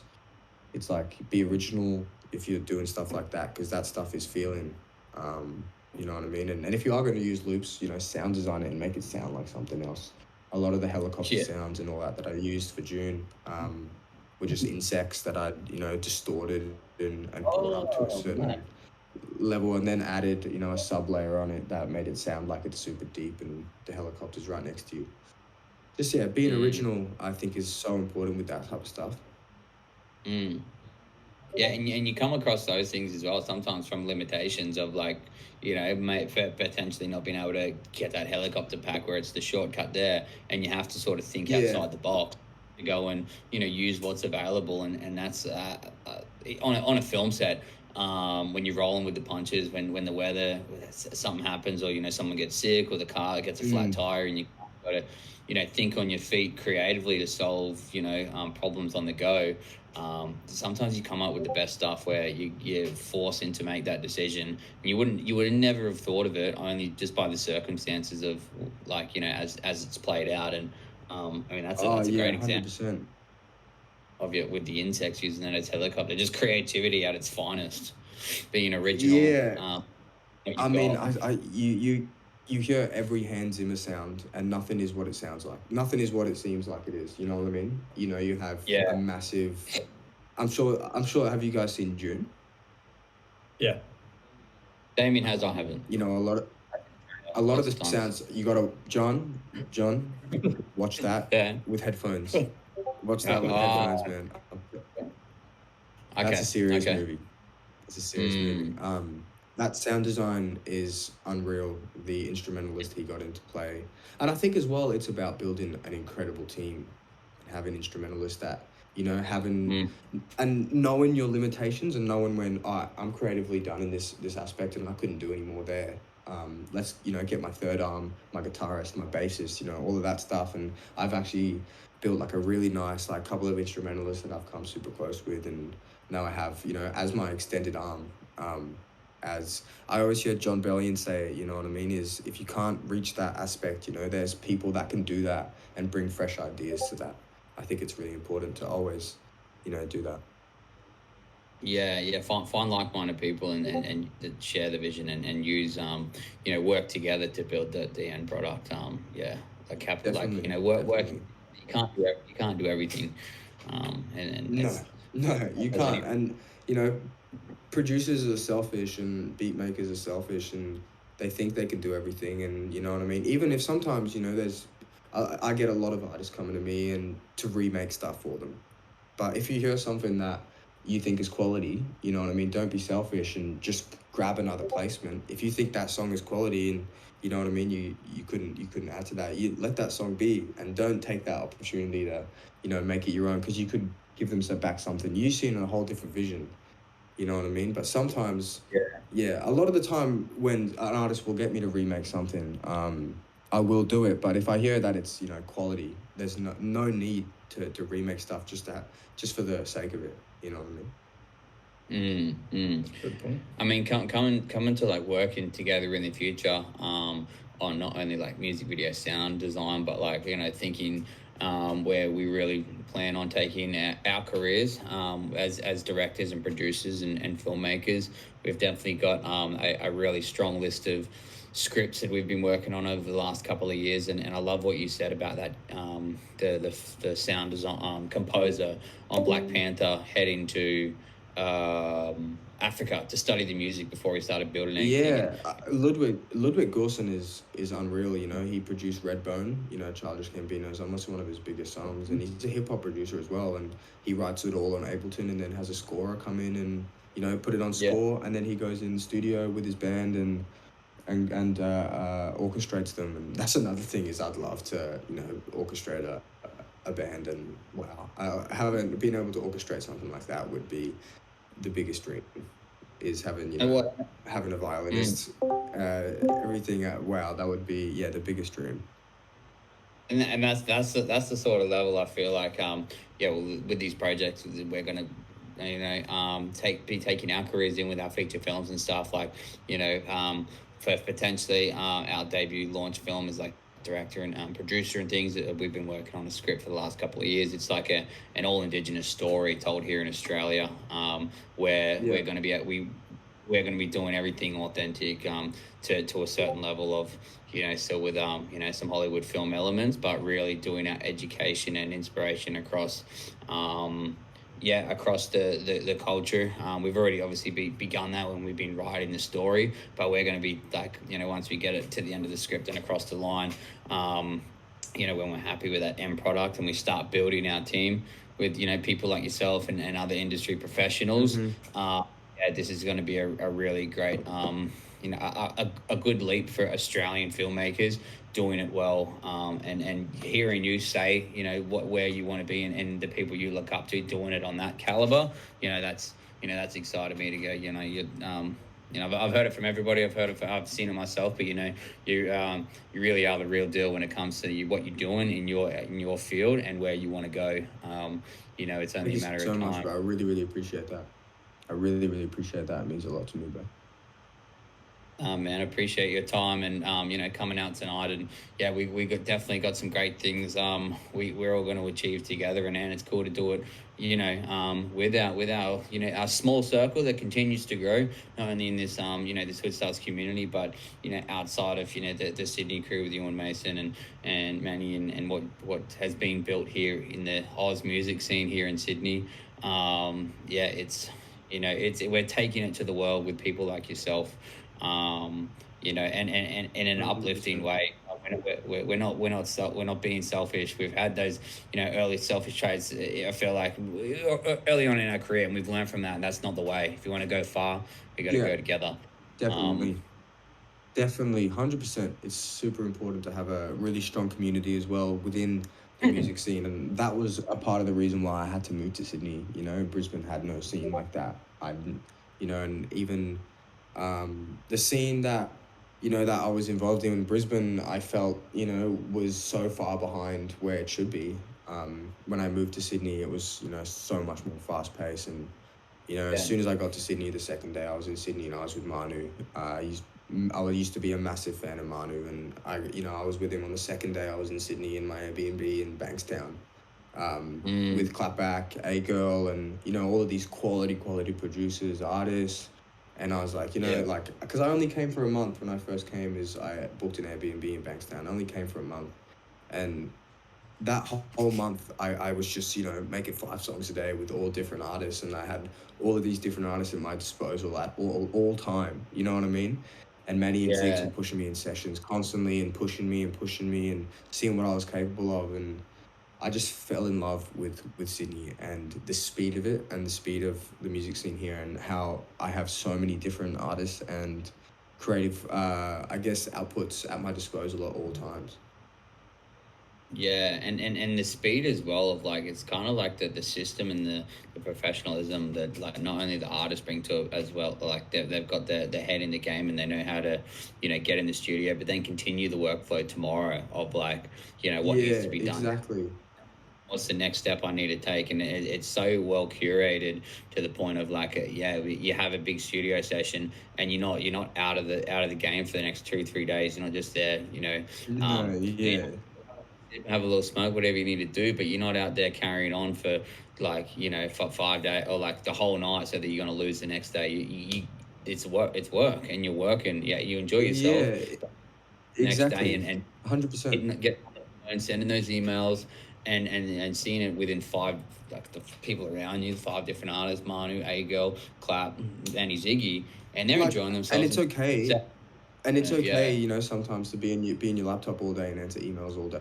Like, that's a very productive day. You know what I mean? Some people think like, I was just at home answering emails all day. Oh, that was a shit day. It's like, no, that email answering day could give you a million opportunities. Like, it takes that. It takes, yesterday I had a couple meetings in the morning. I spent all my morning until 5 o'clock, on the phone doing meetings, and doing stuff for myself, answering emails. But you know, Yeah. it takes that. And then at 5 o'clock, I had a session, and it was almost like a reward. You know, I did all my emails in the morning, and then I got to go into the studio at 5 and have a session like until 1, 2 a.m. And that's always my vibe. Is have to finish the song too. Don't leave a session without finishing the song. That's my biggest advice. Get it down, even if you think it sucks. Just get it down. Get it down, and if you come back tomorrow and have a listen, it could be bonkers. You know what I mean? So many times that's happened to me. Just get it down. Get that idea down. You gotta get it down before you forget it. Hey, you get it down while it's still fresh, while it's in your mind. Yeah. While it's still hot. Yeah, it's super important. Yeah, bro. Man, really, we've really covered a lot. It's really been eye-opening to hear where you've been. Like to get to where you are right now, and at the start of a really long career. But let's open up the floor to just our community. Anyone who wants to come on, just Afric, we got him in. You can see. Hey Liam, how are you doing, man? I'm good, thank you, bro. How are you? I'm very good, man. Very good. Yeah, greetings from South Africa. And I love your accent, man. It's dope. Thank you. And also from a fellow producer, I just want to say that like your, I guess, more recent track Bloom, like I like the one that you put out with like more the ambient type stuff. My favorite one. I really appreciate that. Yeah, man. And my favorite one I would say is As One, because it kind of reminds me of like the Future Garage type vibe, like in that genre. Very Future Garage. Yeah, I wrote that. I wrote that on it was maybe my second last day in Brisbane. My bedroom had all been packed up, and I had like a little, fold-up table, and I got super inspired by the piano sound and how I just wanted to. It almost feels like you're departing. I feel like, and you're as one, and that's what I was. I was just one. When I moved to Sydney, I moved by myself and as a lone soldier into a whole new city, and that's what inspired As One. That's fantastic, man. Yeah, no, you can tell the feeling from that song, like the story behind it. That's really cool. But yeah, so my question is, what is your favorite plugin? My favorite plugin would probably have to be Serum.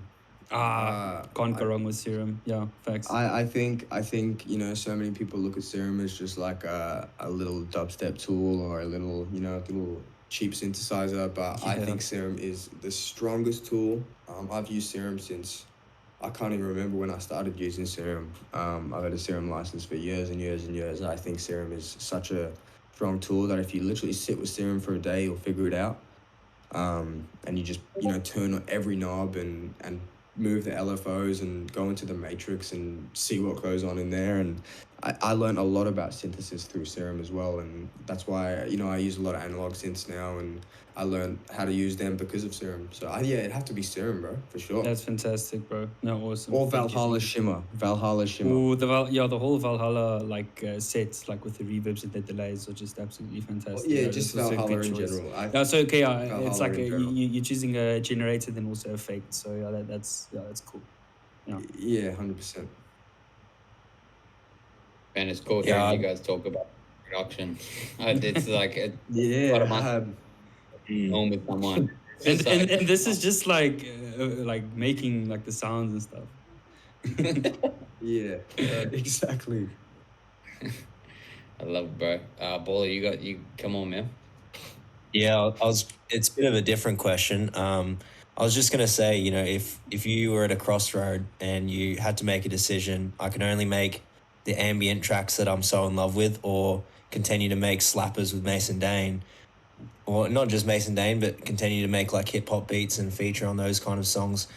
Where do you think you would head if you had a choice, and that was your only choice?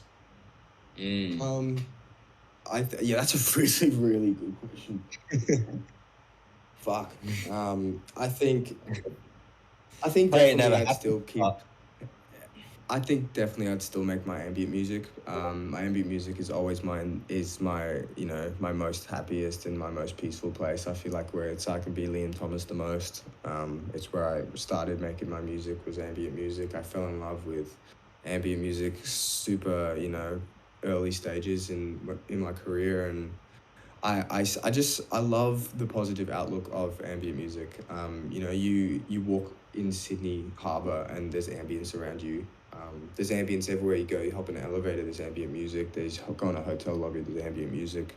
There's so much ambient music and so much ambience in the world, and people don't even realize. So when you know, enhance that, people get super meditative, and I feel like it does, you know, really, really good things to your brain, and you can also master that stuff to healing frequencies and all of that stuff. And yeah, I think for sure I'd continue to make ambient music.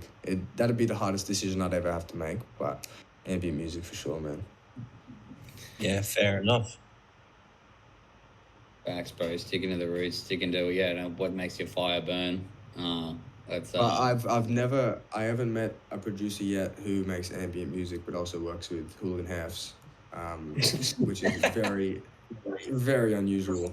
But it's about being versatile, man. You know what I mean? yeah, bro. That's probably- That's range. Yeah, and it's probably like plays into the fact of, you know, your originality and why they want to work with you as well, because you're not just like every other producer. You have your own sound, and you're not wavering to the trend. You're setting the trend, if anything. So yeah, just keep doing your 100%, thing. man. I appreciate that, man. It was a really good question. It really made me think. Yeah, it'd be a hard one. Pray that never happens to you and you have to pick, but it was just an interesting one. Yeah, of course. Afric, Yeah, you got bro. any more questions, bro? I know as a producer, you probably wanted to, you know, pick this guy's brain. Yeah, I didn't really have anything else other than what I like kind of prepared. How long does it take you to finish an idea? Like specifically hip hop, I guess. Oh no, let's say ambient, because I know hip hop beats, like for me personally, and I think for a lot of people, it can be pretty quick. But for like an ambient song. I mean, a lot of the ambient ones, I only make ambient music if I really, really feel like ambient music. I can't push ambient music out. Like, and I'm with Monster Cat, a label Fair who enough. doesn't expect me to just push them. But when I sit down and make an ambient song, it could take me 20 minutes. It could take me, you know, 3-4 months. I've been working on Aurora for 2 years, and I only finished it at the start of the year, which is a long, long time. No, maybe a bit longer, 3 years. You know, I restarted that so many times. But yeah, it could be 20 minutes, idea start to finish. I made one the other day that took me about an hour and a half. But I get a little bit lost of time as well, I think, and sometimes, you know, you can literally be there all day making one song. But it all depends on the track. And like Bloom, for example, I wrote that in Byron Bay. You can actually hear there's actually a whipbird. A lot of the sounds in there I recorded at Byron Bay, where the Airbnb I was staying at was super in nature, and the sound that goes right before the drums come in is a whipbird. I recorded on my Zoom recorder, which is another super important tool in my ambient music, is my Zoom. That's really sick. Wow, so like you really taking like organic sound to like another level there. Because, And I also really want to incorporate the Australian wildlife in my music. I'm Australian, you know, I'm Welsh, but I'm Australian at heart as well, you know what I mean? So I grew up in Australia, and when I hear those sounds, it makes me feel like I'm at home in Kenmore, kicking back with my fam. No, that's absolutely fantastic. I'm from Pontypridd. Where are you from? Pontypridd. Oh, really? That's crazy. Al from That's Cardiff. crazy. That's crazy. Yeah. My dad spent a lot of time there when he was younger. My dad's from Pontedillas and my mum's from Lacha, and I was from awesome. Abergavenny. Yeah, that's beautiful. Have you been back since? Yeah, the last time I went back was just before COVID. I went back and spent some time with my grandparents and watched the Swans play at Liberty Stadium, and yeah, I love it. I'm hoping to go back in the next 2 months or something like that. Surprise mama with a ticket or something like that. 100%. Oh, that'd be awesome. Yeah, the castles and the green. Been back for a while. Yeah. Oh, the castles, man. It's my whole life. I die to just look at that every single day. And where I used to live in Abergavenny, it's such a beautiful little place, and has a little it's only really one strip, and it has a little hospital, Neville Hall, and I remember when I went back and I was like, wow, I really lived here and I really grew up here. It's like this tiny little town. It's super dope, man. I love Wales. Surely you pump Mr. Traumatic. I don't. I don't. No way. No, Yeah. I've never heard of him, man. Oh, he's a Welsh rapper. You need to check him out. Full like conscious crazy. DNB, like Hard. I'll I reckon definitely you- have a listen. That's yeah, dope. awesome. I'll be looking for some Welsh rappers, man. They got the accent. I've lost my accent. I got an Aussie accent, but you know my parents are very Welsh. Yeah, no, that's awesome. Now, Lee, while we got you here, a couple more questions just from me. We just had Dane pop and go. He's out again. But I was going to say, what if you can shed some light on kind of like what's the next drop coming from you? You've been working with a ton of artists coming through, but what can we expect from you in say the next month? I have a single, my second single off my EP Aurora. It's coming out on the 25th, called Rays, through Monster Cat. I'm super excited for. And then my EP, drops in June. So next month as well. So those are the two major things to expect from me, and potentially Aurora track, a brand new artist that I'm making. Potentially, we'll have to wait and see with that one. But I'm thinking. I've been thinking about it like a lot. I've been working on this music for a while now, and I want to start dropping it. So potentially the first ever Aurora track. So yeah. Epic, man. And I mean, there's a lot of stuff coming with artists. You know, we got Baby Prince. He's dropping some crazy stuff soon. He's someone that I think could be one of the biggest artists that Australia's ever seen. You've worked with Prince, I know, and he's been on here as well. I had a little chat. He was actually like maybe this. If it wasn't for Prince, I don't think I would be in the position I was, for sure. Prince introduced me to Creed. Prince introduced me to almost everyone. Prince introduced me to Mason, Ziggy, Manny, Prince. Big shout out to Baby Prince. That's my homie. That's my brother for life. He's king. Hell yeah. Yeah, no, we got mad respect for Baby Prince too. Such a strong, talented artist. Yeah, we had a really good chat with him and spoke about our first meeting place as well on the tracker Down Under with him and Blessed, and I know all these solo projects and things are just hitting so strong. Zimbabwe is like I've been thrashing that all week with the trumpets. It's such an anthem. I wish it didn't have the beat change. In my opinion, I wish that never happened. I wish that it was the full song. But sometimes you got to let the artist be creative and do what they want to do. And that was one of the instances where I just that was Prince's vision. I didn't want to break that vision. I saw a different vision, but it's not my music to release. At the end of the day, I'm just assisting him to create what he wants to season himself. So I definitely would have loved for those trumpets to rock through the whole beat, because those are all done on Contact trumpets, and they're all original. So but you know what I mean, that's Prince's vision.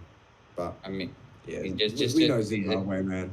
People listen to Zimbabwe because of that first bit, so we know that. I mean, potentially sample that and just go again. Do a I've told him people are gonna want the full track, and if you guys hear that second verse, man, I'm telling you, bro, we got to get Prince to potentially put that full track out. Yeah, definitely. We'll word him up. We'll go harass him and go, put it out, man. Come on, get the trumpets back in. Definitely. Last question from me, and then we'll wrap things up, man. Would be just what's a piece of advice to aspiring producers out there? To pursue their musical dreams. I think never box yourself in, and never expect anything from yourself, and never let people expect things from you. I let that happen, and now a lot of people have a lot of expectations on me, and I get super stressed and I get super worked up about a lot of expectations on myself. And it's always important when you're creating to never have expectations, and never let people ruin your vibe, because you think they want you to do this or do that. It's the most important thing to just be yourself, and don't try to be carbon cutouts of, you know, your favorite artist. And if you hear a song you like, don't just try to make that song. You know what I mean? Like, be yourself, because the people that are authentic are the ones that come out the strongest. You know, I see a lot of it on TikTok. I see a lot of it on Instagram Reels, like people that aren't authentic, and they get called out for it. You know what I mean? And then the people that are, people like Mason. You know what I mean? Mason's just super authentic, and look at the way he's pushed himself on that social platform. You know what I mean? The best bit of advice for me would have to be like, just be authentic, and don't let other people ever you know, what's the word for it, is, you know, let people have massive expectations on you, because if people have expectations, you know, they're never going to be satisfied. Yeah. And if you expect something from yourself, you're never going to be satisfied. Just create what you want to create and be authentic, and yeah, just don't be carbon cutouts. I see too many, man, and it's boring. So, like, I love authenticity, and I only work with artists that are authentic. So, yeah, That's be great advice. inspired. Yeah, thank you, man. Well, I guess yeah, it's been a pleasure having you on. Yeah, it's insightful from a producer level, like something here.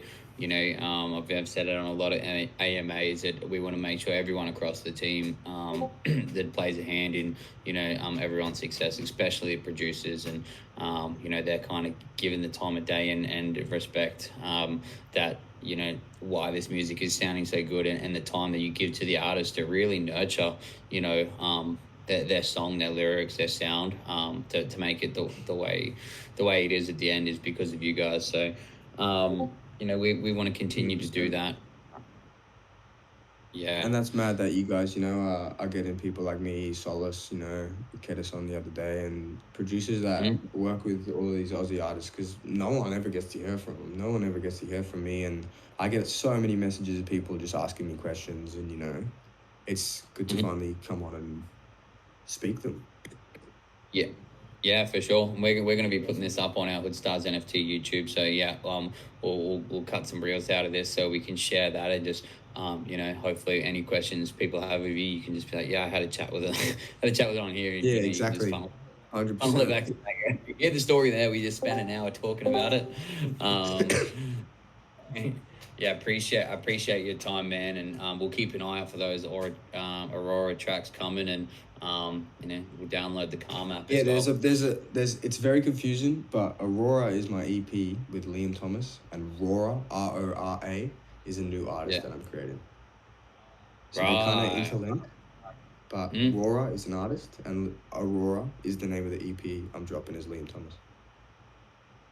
Oh, great, bro! You got plenty of things, on the go. It's lots of things coming. Yes, sir. Yes, sir. Well, thank you, man. Again, you know, been big love. I'd love to see, you know, in the coming days as well. You know, just drop back in the Discord. Any other people who hear this, they're probably going to want to ask you. You know, they just love chatting with you and getting your perspective on things. So I appreciate you sticking around the Hoodstarz community. Course, I'm pleasure to be a part of it, man. Always. Absolutely. Thank you so much for having me as well. I really appreciate it. Anytime, bro. Anytime, and yeah, we'll be looking out for that new music. So, let's get it. Let's get it, bro. Yeah, thanks, man. Peace out, guys. Call it out. Cheers. See you later, bro. So anyone, that was Liam. If you want to go follow his socials, you can see it coming from our Hoodstarz Instagram. You know, yeah, he's got plenty of music coming out too. So, looking forward to seeing what he does after having an epic chat with him today. Yeah, I hope it was super insightful. We had Duncan on. He was killer. I'm on such a high Hollywood level filmmaking. That's what we love. You know, movies and music. And Liam, such an insightful young talent. Yeah, years beyond his age of maturity as an artist, and you know, it's speaking volumes what he's about to do. So appreciate everybody who's joined us again tonight on our AMA. We're going to be continuing this going into tomorrow and Monday and all of next week as well for our Mint Week. We've launched Mint today. It's open. We had our early birds come in and Mint. and now we've opened that up to the next 400 wallets to come on in and collect their Hoodstarz. So we're going to be super active rolling these, continuing on our rollout. We're going to launch in the morning. We've got some exciting people looking to come on tomorrow. We've got an international, potentially YouTuber. Big hint there. He's big in the scene of music. So that's going to be again another avenue, shining some light on all of these moving components in the music world. So enjoy your Saturday night, guys. Whatever's left of it. It's still only 9:30, so yeah. Yeah, maybe bring up the Holders Prize too, in case anyone hasn't read that.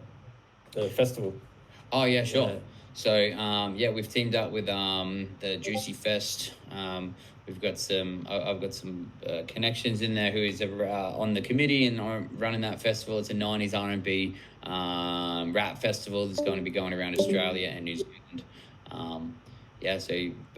Snag a Hoodstar and we hold it from yesterday, some Friday to next Friday. We'll be drawing it for anyone who's holding a Hoodstar. You get 2 VIP passes, tickets. So for you and a friend to go to Juicy Fest, and their VIP, so valued up $1,200 each. You get to go, to the backstage VIP bars. You get the discounted drinks, and you get to go to all the stages and things like that. So, we're looking after you there for you and a friend. Anyone who's our Holders Prize for our Hoodstarz next Friday.